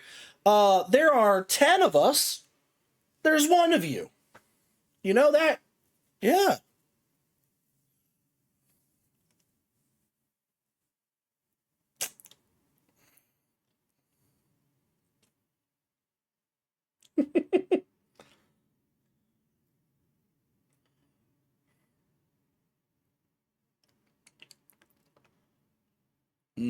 Gotcha.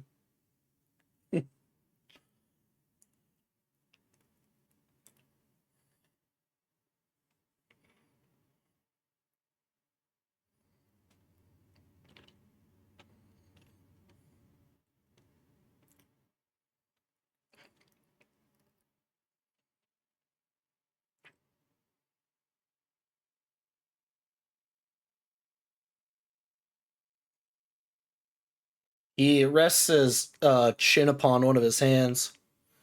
All right. You seem.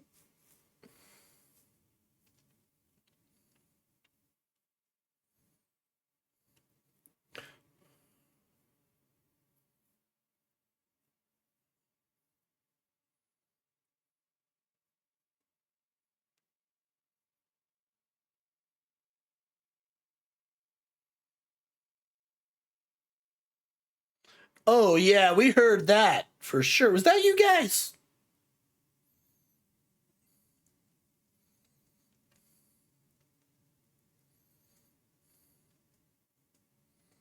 Hmm. All right, all right.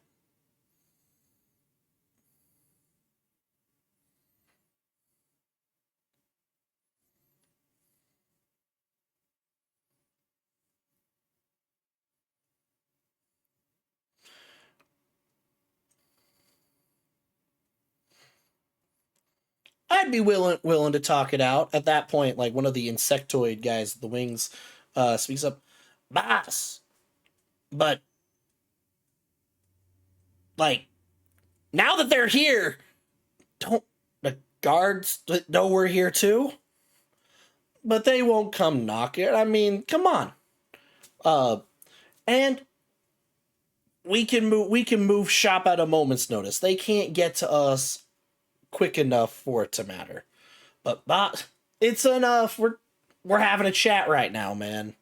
All right, okay, Cletus, just go get the next fight ready, okay? And that insectoid guy literally buzzes off and starts to fly out towards some of the cages. Uh, at that time, as you guys start chatting, what are you guys doing back over here again?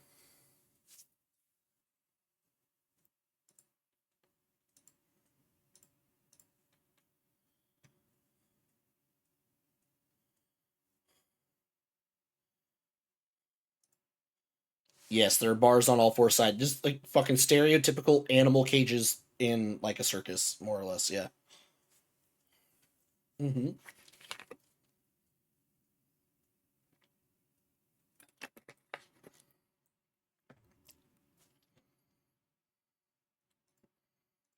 Okay.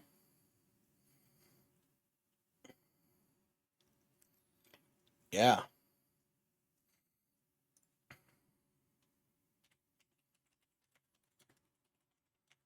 Which one are you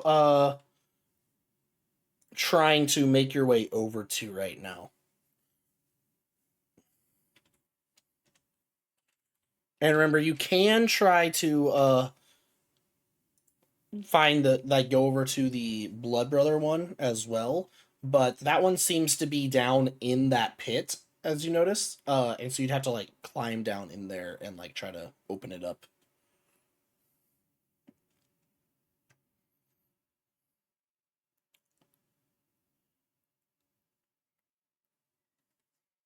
Gotcha.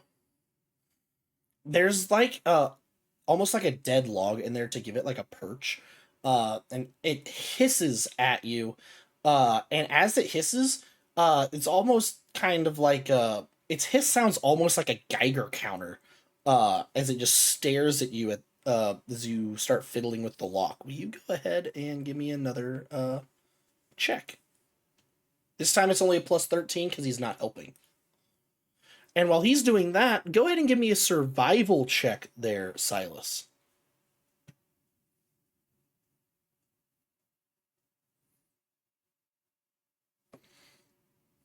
21. All right. The creature looks at the food. Uh, Now, I don't remember if this creature is actually a carnivore or not. This creature might be an herbivore.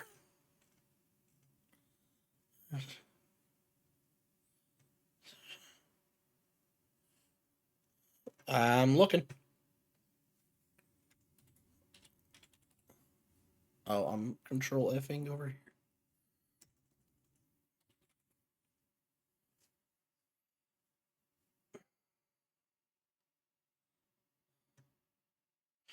Yeah, they are herbivores.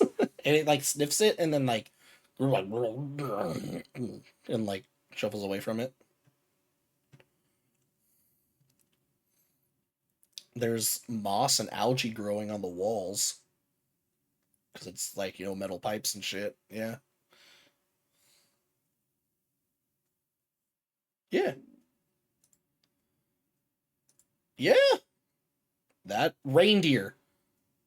You ever heard of them?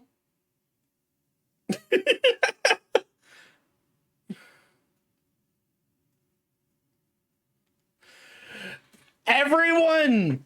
What?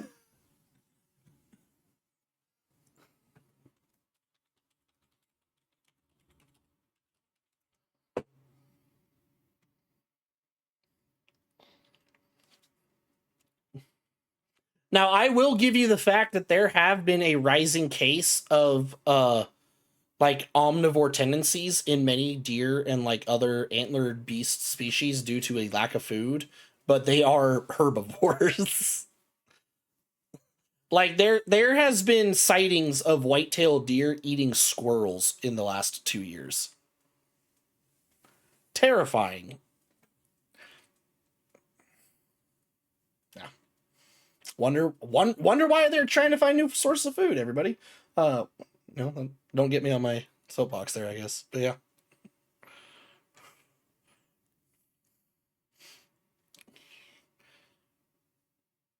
You can try.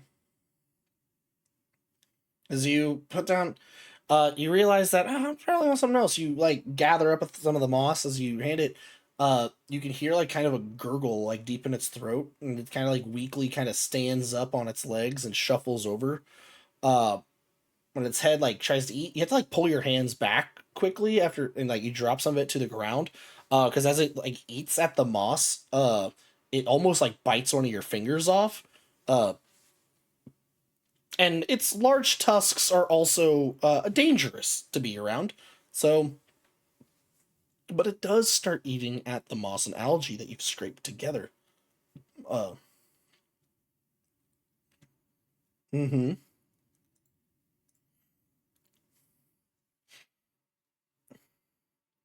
Uh, Go ahead and give me another survival check.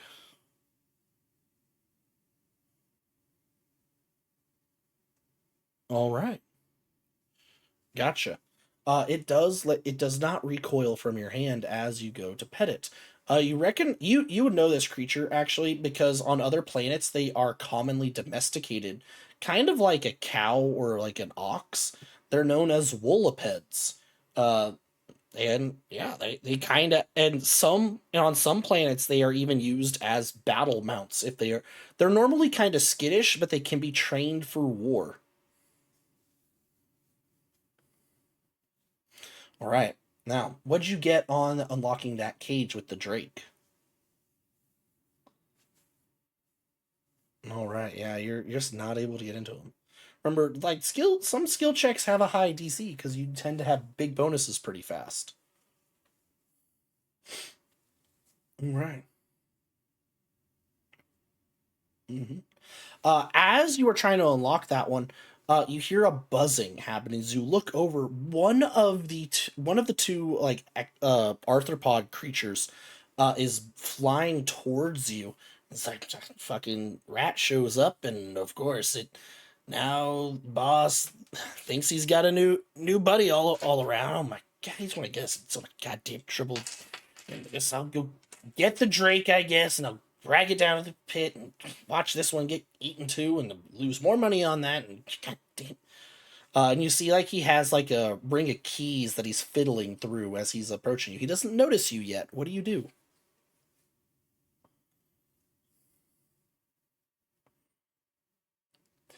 Yes. So you're next to the that Drake. There is the very very large six-legged creature with the tusks in that bottom middle. Uh, yeah, it's like kind of looking up, like, yeah. You were able to actually like if you needed to, the bars are for this one you could actually get through yourself. Like you could hide in this cage. But you just get behind that cage as best you can and hide kind of like using that creature's body as cover. Uh the the arthropod creature raises a pistol to the Drake and just shoots it once and the Drake like falls unconscious. Okay, well, I got like a minute now and he unlocks the cage. Uh and he's starting to fiddle with the Drake. Do you do anything, or do you just kind of let him do his job there? See, he has the keyring for all the cages.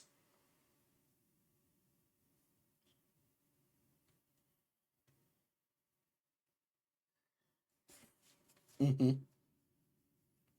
Oh yeah, yeah.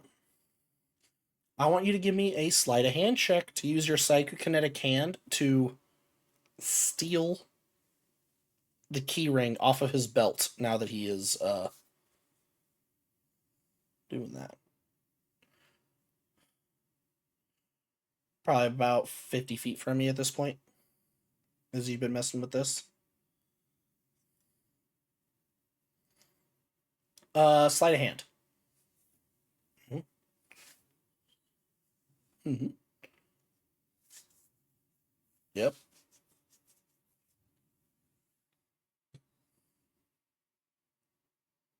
Mm-hmm.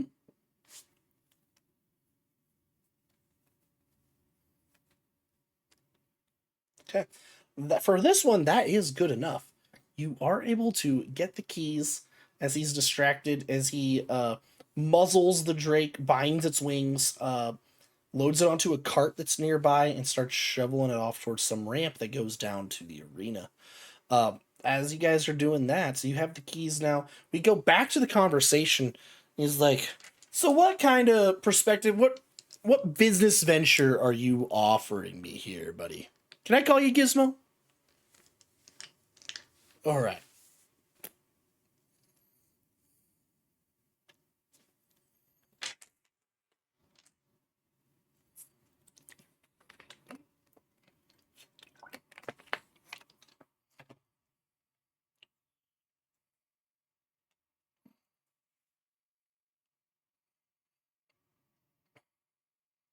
Mm-hmm.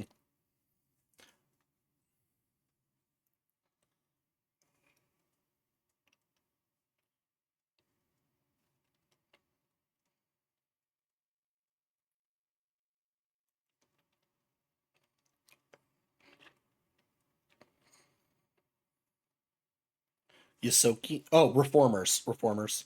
Because remember, your guys are on a holy crusade to absolve yourself of sin.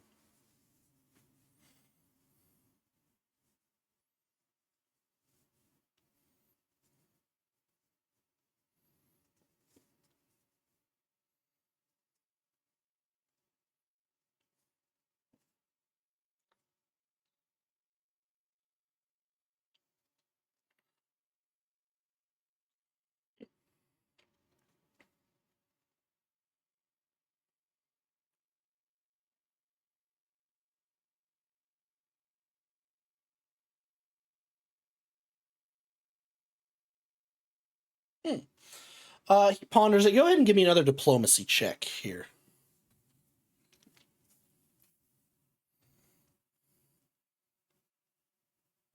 All right. Right. Okay.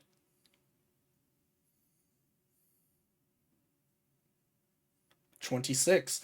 It's like, you know, when I saw Bobo with you guys on the vids for the recap episodes, I was pretty happy, right? Like, I I sold him to the mine to a mining rig operation because he refused to fight, really. And he was just he. I was going to give him a job, uh, when I bought him, but like, he refused to work with for us here. I don't know why. Don't know why. At this point, Hannah comes back, the Raptor lady, with a drink for you. It's like, God damn it, girl! Like about time. Okay, jeez. Like honestly, she's the one that got Bobo's job instead of him, and I would have preferred him. Obviously not as fast, but look at him. Got fucking four arms. This bitch can't do anything with the two she has. God.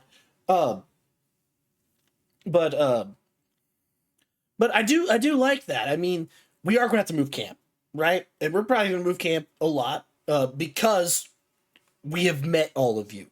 And yeah, they didn't know we were here. We were kind of just, stealing shit from all of them. And I doubt this makes it on the recap episode, right? Because they don't want us to be known that they got criminal. Well, they got you guys, but they don't want to know they got us down here, right? Um, but and he kind of like does some motion, like you've learned a little bit of like criminal sign and script and stuff. So because he doesn't want the people watching like the to know, but he kind of gives you like some message that there are other like groups in here, and he's willing to take your deal, uh, more or less. He wants to essentially be like, yeah, he'll give you Bobo back, uh, and in return, maybe he can push some jobs for you guys because you guys are probably going to, as long as you're alive, encounter some of the more eccentric creatures that are here. And maybe he would want to, if you could funnel them to certain areas and whatnot, alive, he'd be willing to take him off your hands. Now, he can't sponsor you, he says, because, they wouldn't let his group sponsor him. But if you find some other dens, you might be able to not rely so much on the Fergus stations as they've been described as. You might be able to get you guys some stuff that maybe you can't get from them.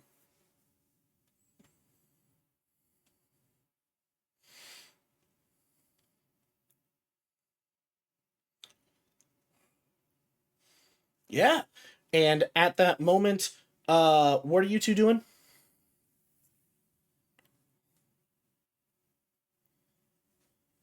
Mm-hmm. So, also nearby you, there is the large badger-looking thing, and the thing that looks like the large white pangolin with like kind of the collar. Yeah. Give me a life science check.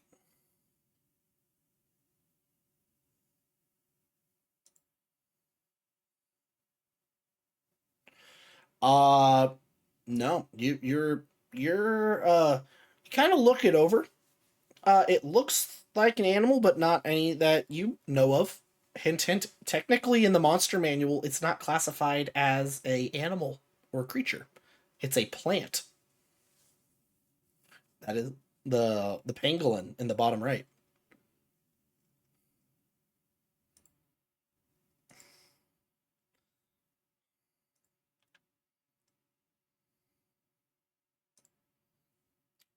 It does reduce it by 5, but you don't recognize. But nope. Yeah. All right. And Avo, you have these keys now. What are you doing with them? Which one do you open first?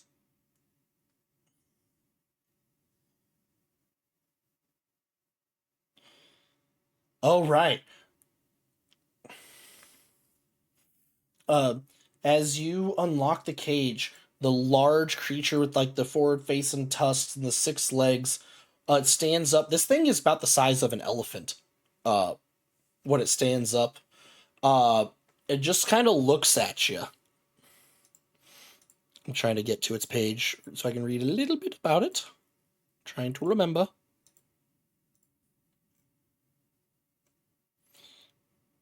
Do-do-do-do. And as you like unlock it, and you kind of just come face to face with it, all the anxiety and stuff that you're feeling over like just kind of like rescue mission you're doing, you're just kind of like soothed. You just kind of make eye contact with it, uh, and you're just like, okay, it's all gonna work out. Feels nice. You're like the most relaxed you've been since you've been in here. The creature looks at you, kind of cocks its head, uh, walks past you, and then just lays down in the middle of the area that you're in.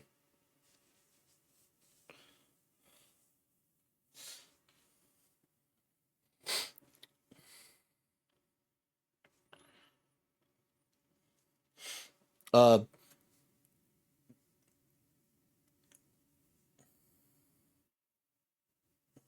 okay, so where are you going? No, they're just kind of scattered around. I need you to just tell me which one you're trying to go to, and I can tell you.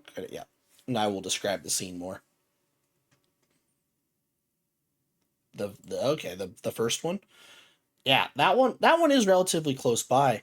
You're like, okay, this one didn't cause a big scene, and no one seems to have noticed yet. But as you unlock this one, it throws its weight against the door, uh, and it swings outwards, and lets out a howl, like a roar.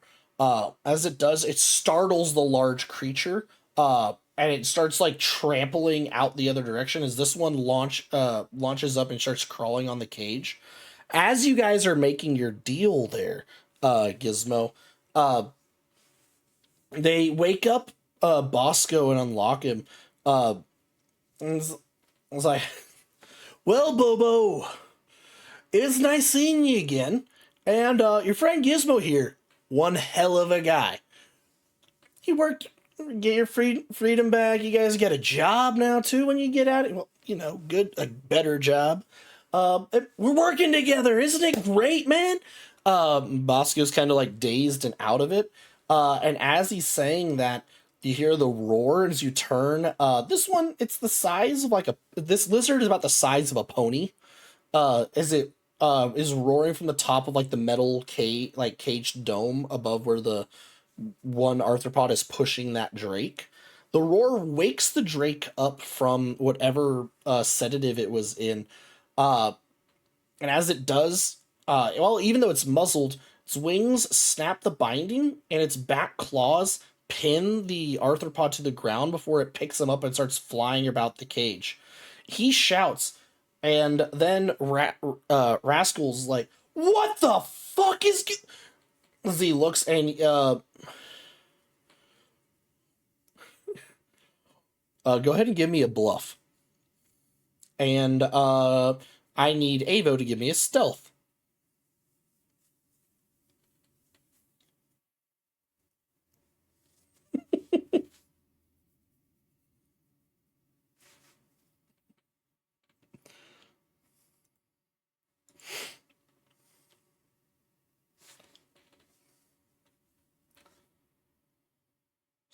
He sees you.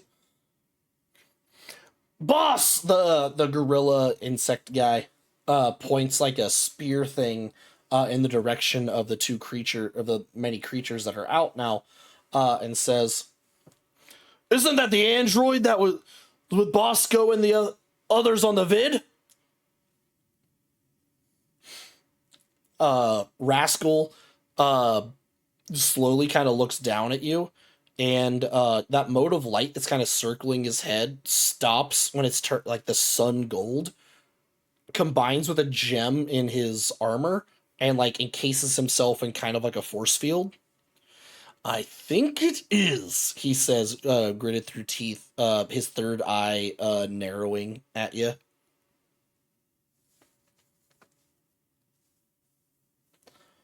"Get him, guys!" Then he shouts. You grab Bosco by one of like his small hands and start running. Several guards start rushing at Avo, and then by extension, they start to see Silas. Uh, what do you all do as this chaos breaks out? Yeah, what do you do?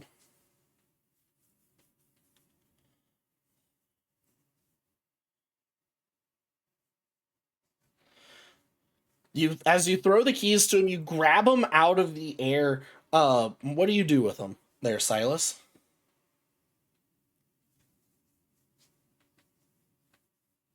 You have time to unlock one of them, I will say. All right. As you unlock the Wooliped's cage, it lumbers out and looks at you, and it actually kind of like lowers its neck and kind of like nuzzles you slightly a little bit. Uh, and as you make a break for it, following in line with Avo, it is running behind you guys. The other creatures start to bang against their cages as well, as the large what's it called? The Kothama. That's the massive elephant-sized creature. Uh, it runs into another cage. Lets out like a. It shatters the lock on it, and the Arabook leaps out and starts to growl. When it does, it pounces on one of the squid people, and you can just hear it's like, "Oh, ah, my God, yeah!" As it, uh, yeah.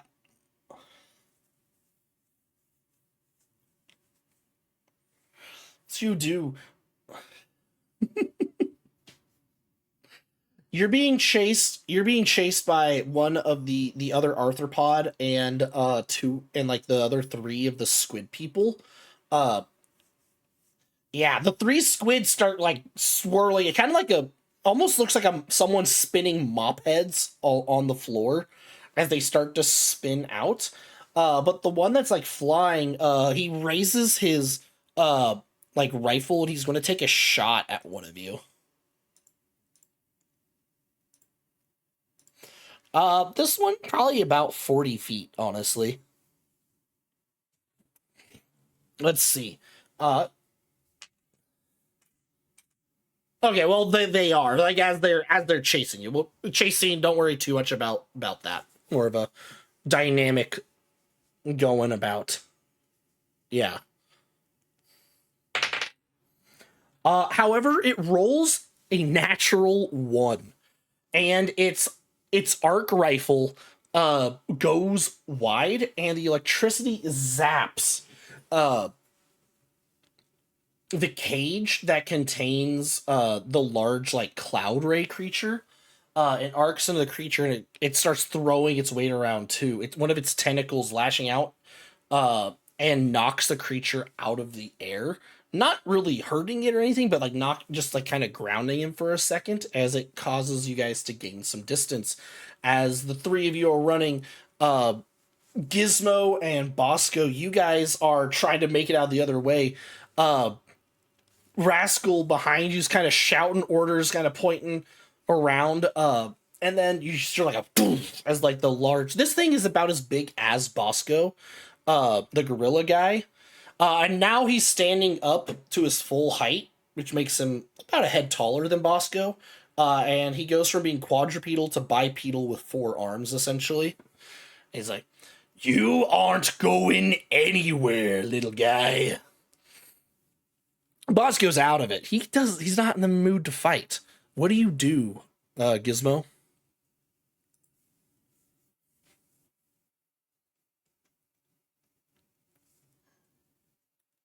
Yes, yes. You essentially have to lead him, but he cannot be used in a combat capacity.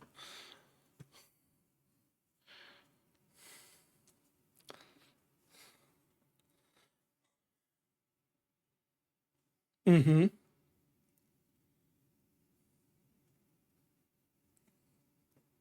He does. They're like on the stalks out to the side. Mm-hmm. Gotcha. Go ahead. I want you to roll me a I don't even know. Roll a throw attack.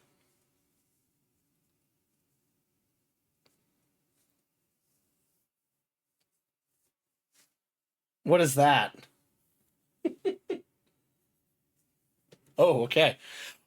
You are going to lose the scales, but you do hit him, and one of the scales, like they're kind of like glass. The edge, like it cuts into his eye stalk, and it severs that eye stalk off. Uh, he like as he like tries to avoid it, and it cuts him across the eye. He drops his pike as he clutches onto the eye, and he falls onto his back. You and Bosco are able to run past him. Uh, says, "God damn it!" You hear Rascal behind him. Uh, yeah, okay. You're making it back. You guys over here, you see the one that's flying. He's starting to get up. The squids are starting to like regain their posture as they make themselves slowly out of the grease, trying not to slide around. Uh, excuse me. However, the large muscular lizard creature lands in front of you, uh, and it starts to pounce. What do the two of you do? Yeah, the big lizard.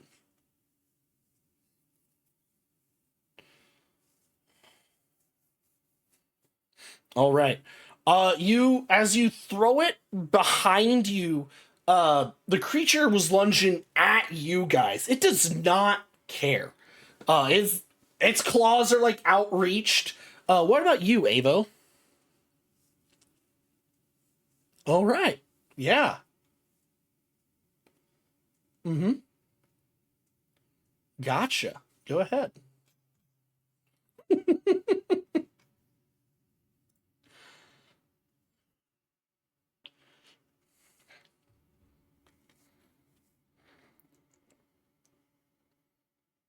Yeah. Mm-hmm. Your energy bolt shocks it slightly, and as it falls to the ground, the Wolaped rushes between you guys, and its head like shoves it, and it falls into the cage, where it starts to get entangled with the Drake. Uh, the three of you guys are able to make it out into one of the tunnels and start just bolting for it. Bosco, being led by you, Gizmo, as you guys are running, there is a strong tug behind you. And as you look back, you can see Rascal is holding out his hand, and there is a black moat of energy with like almost like the air. You can almost see the air being swirling around and sucked into it as if he's like controlling a small black hole in his hand. Uh, he is it's a class ability that a class can have this ability at level 1 in this game. Yeah, I'm just kind of flavoring it for the situation. But he's a Solarian, one of the ones that uses these magic crystals as like weapons and armor. It's like, you guys aren't getting away after making a fool of Rascal. What do you do to try to break his concentration? It's almost like he's pulling, like changing the force of gravity to pull you to him.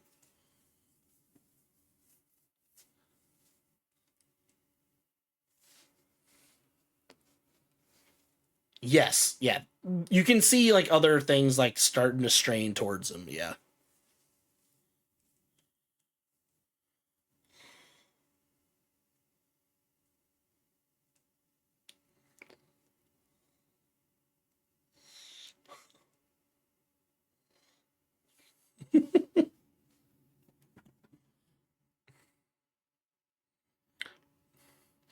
It's like, what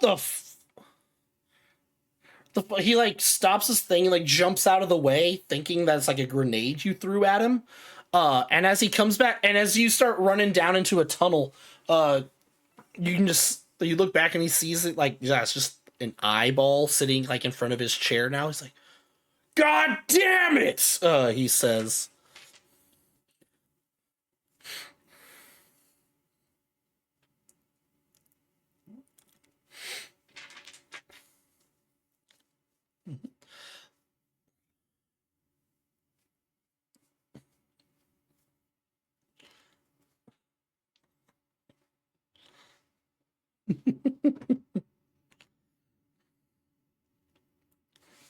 This is you guys have escaped the scene.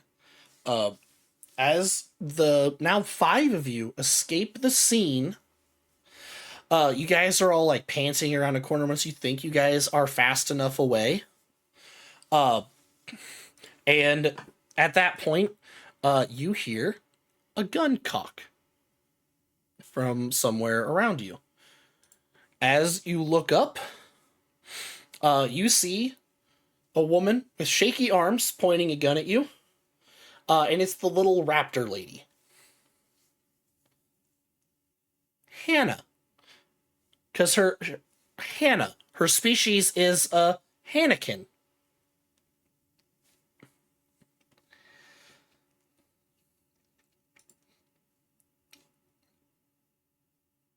It actually is Hannah, she says. And I was told to bring you guys back because I'm really fast. And, yep, mm-hmm, yep, mm-hmm. So please, come quietly. She says, like, obviously, nerves in her voice, her voice breaking with every other word.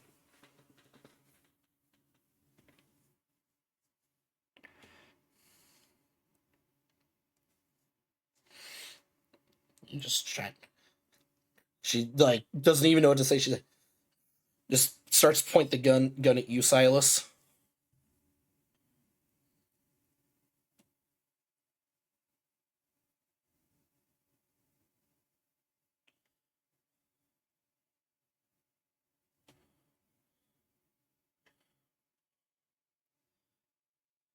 Well, where else am I supposed to go? The dome's up. This game's going on now. I'm stuck here. God damn it!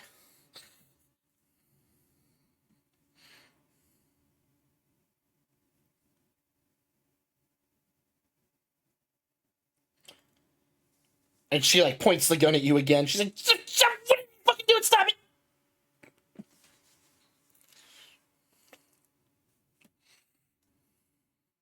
Mm-hmm. Okay.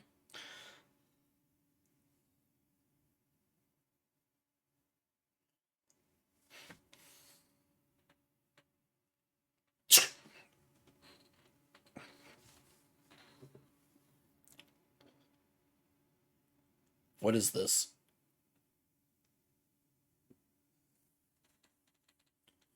From what? No, I am confused. What is this?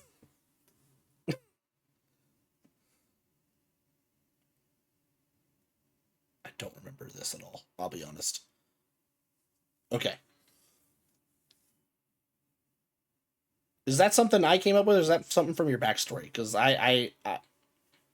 okay, gotcha. I'll need a reminder of this later because it's hard to keep it all together. It's like, how the fuck am I supposed to get out of here then? Hmm? Tell me that, goddammit! Where am I supposed to call them?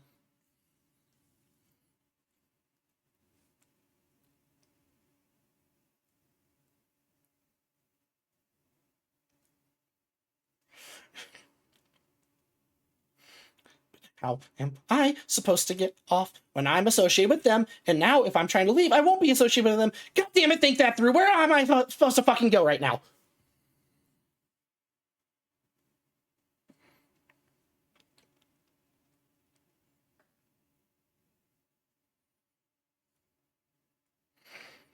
It just goes, and it spits on the ground.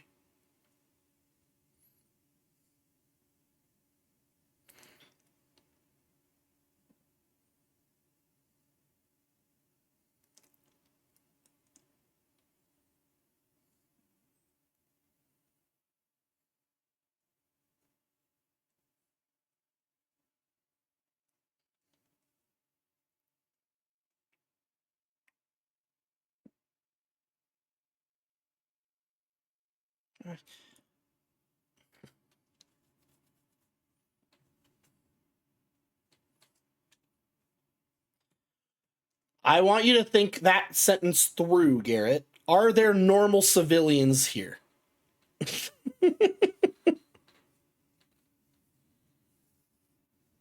Oh yeah, kind of. Yeah, you kind of a little bit.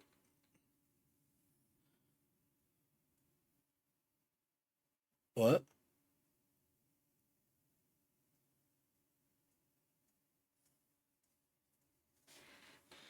Oh yeah, there was a set of armor that you were able to. Yeah.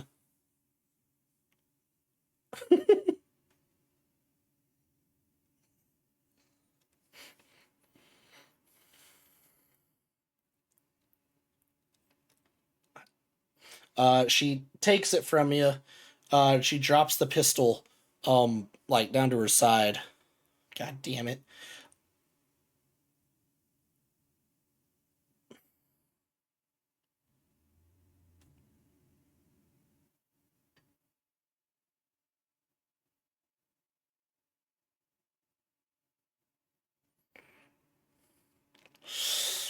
Yeah, you're going to find a way to get him out of that. He can fit through the manhole because it's made for large, like humanoids too, but you will have to.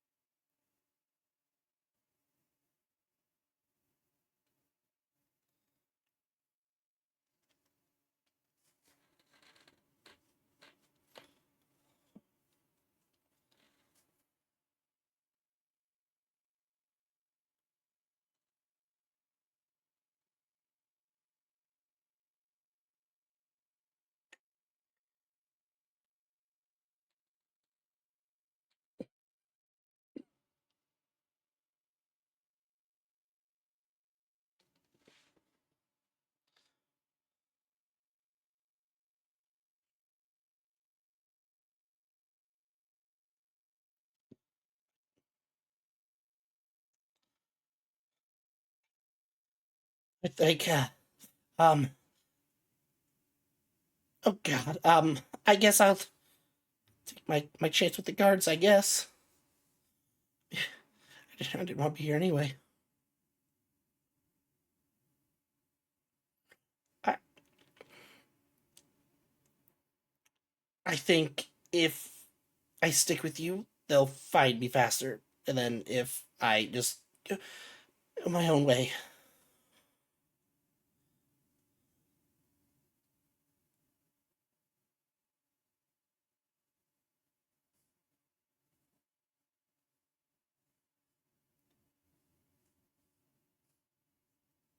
who?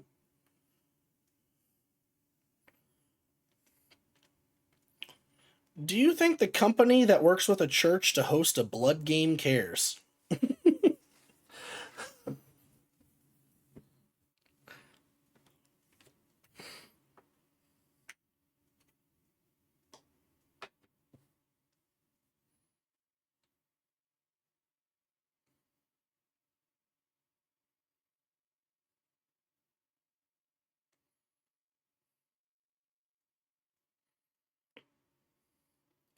Oh yeah, we no we have a whole map of the tunnels. Actually,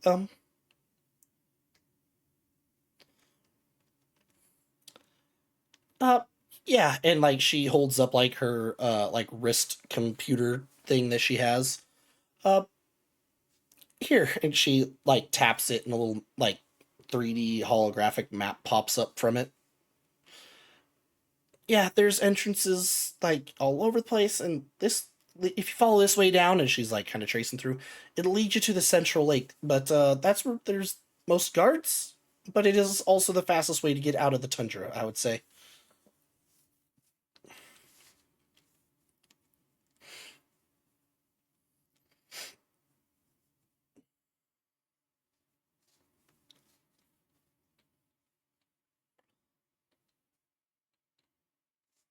Yeah. Okay. Um. Thanks. I don't think she can carry the flamethrower. Yeah, we keep. Yeah. She can't use the flamethrower at all.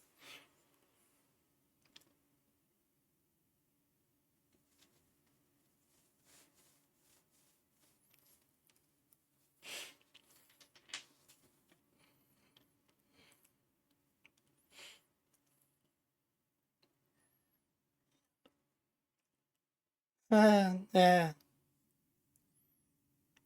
And I'm gonna go this way. She kind of like defeatedly waves the pistol down another corridor.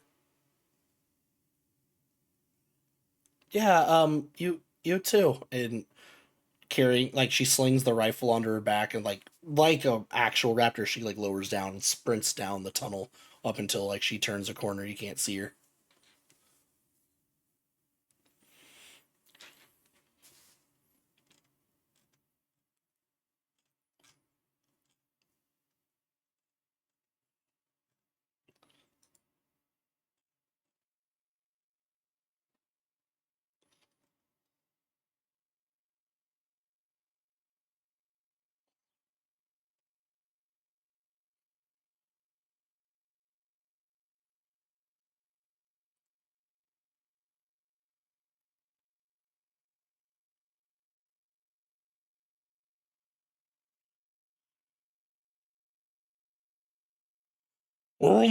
It says, and it spits on the floor again, almost as if in agreement, not knowing that you're mentioning towards it.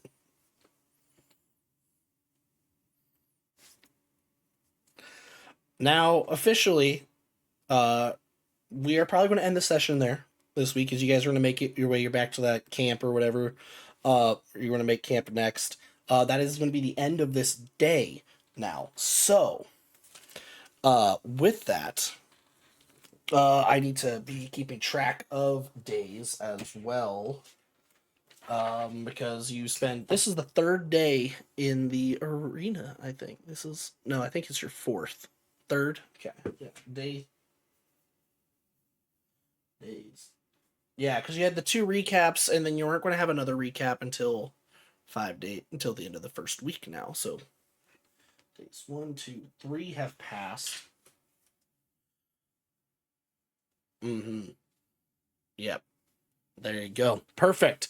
Now, with that, we are going to be doing some other maintenance roles.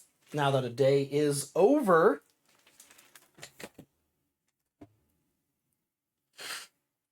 oh, I need to remember this real quick. Blah, blah, blah. Usually viewership at the end of every session. Well, end of every day. I said day. We are going to do our viewership roll. The total of this roll increases their viewership or decreases at the end of a week. You get essentially fan points that you can spend to buy stuff at kiosks and things. Now, so we'll go down the list.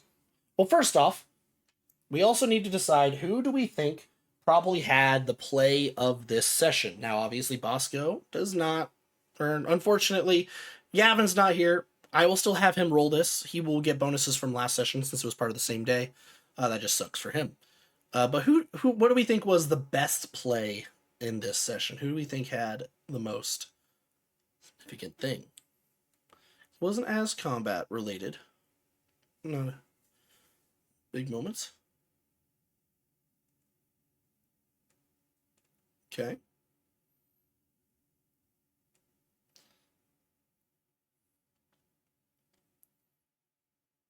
All right.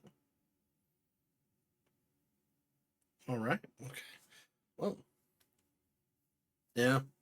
Because I'm always going to let you guys decide what you guys think is the best play, and I'm going to put one secretly down that I think was a good play too. So, the best play of the session is an extra 5 bonus. Where's that? 3, 4, 5. All right. So, our viewership roll. Avo 1. I need you to roll a d20, and you get a +7 to this roll.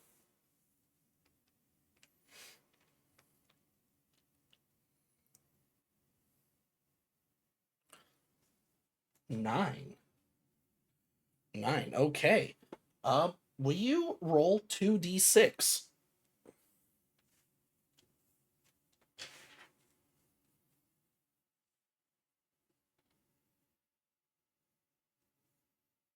Unfortunately, anything 10 or lower actually reduces your viewership.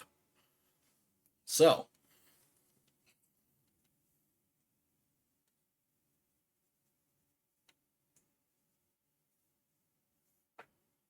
yeah, they're like, this guy.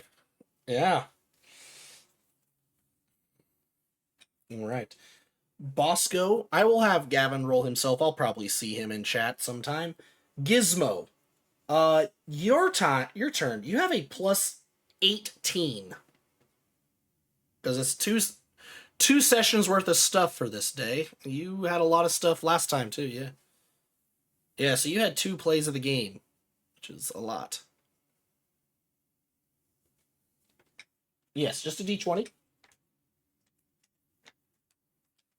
+18.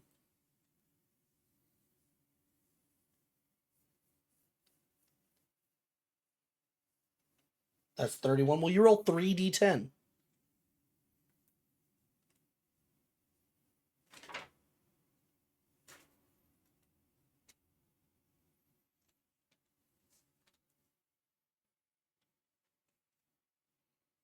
Yep.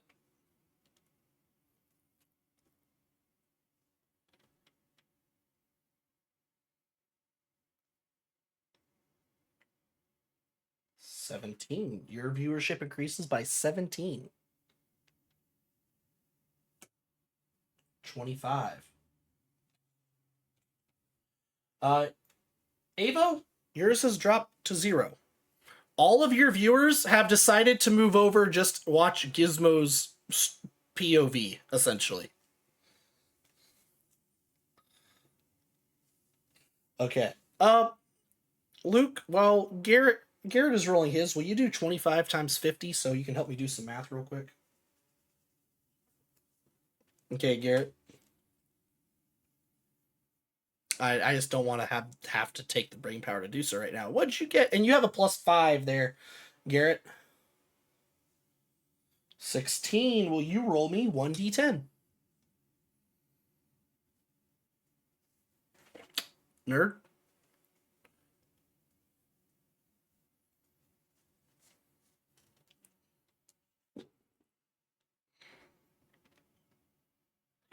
A 6. Your viewership goes up by 6, putting you at 21. Will you do that 21 times 50?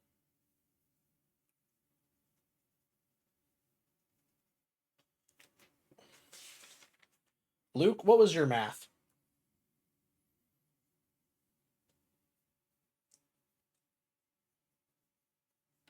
All right. And Garrett, what is your math? 1050? Oh, sorry. I actually put yours on Bosco, so never mind. Give me a second. 15.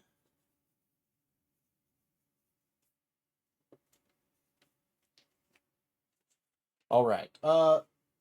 What'd you roll on that D10 again? 6. Okay. 20 times 50 then. Okay. So yeah. Yeah, it's 1,000. Yeah. That you were just one lower than Bosco. All right. Okay. So now at the end, the next time we have a recap episode, you guys will start earning your income. At the moment, Avo, your income is 0. You can still salvage supplies and things like that, but this is like your allowance. Gizmo, you're up to 1,500 thanks to your sponsorship. Bosco right now is at 750, and Silas is at 1,000. All right. Yeah. Exactly. You do not get that now. However, there's also another very important piece of business here. Silas, you've just gained an animal companion. What's its name?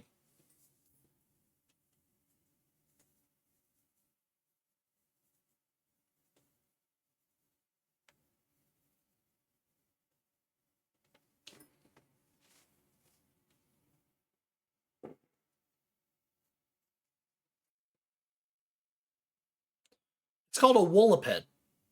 It's this like 8-legged walrus thing. I was hoping you would pick this one or the giant pangolin creature, not gonna lie.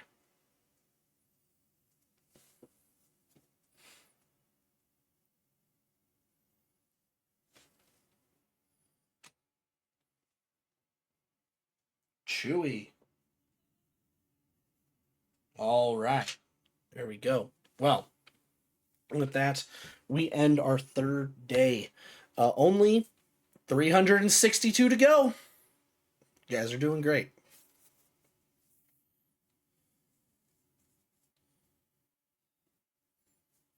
I'd say we are probably going to wait for that for Bosco to get back, if that's okay. Technically, we're ending the third day right now, but we'll have some like night stuff as you get back to that camp and do that. Now, in the next 2 weeks, you guys will have some supplies that you can do. I will try to get you by next Thursday. Um, if you guys can send me a list of all your inventories and things like that, I can do some math for you to tell you how much money you can earn from processing all of that stuff, like an itemized list. Uh, so that way you can know when session starts how much money you're working with if you're trying to buy stuff, if that makes sense. Okay? All right. I am going to both. Like, if I have an itemized list of everything everyone in the party has, I can tell you how much money each of them are worth when you like sell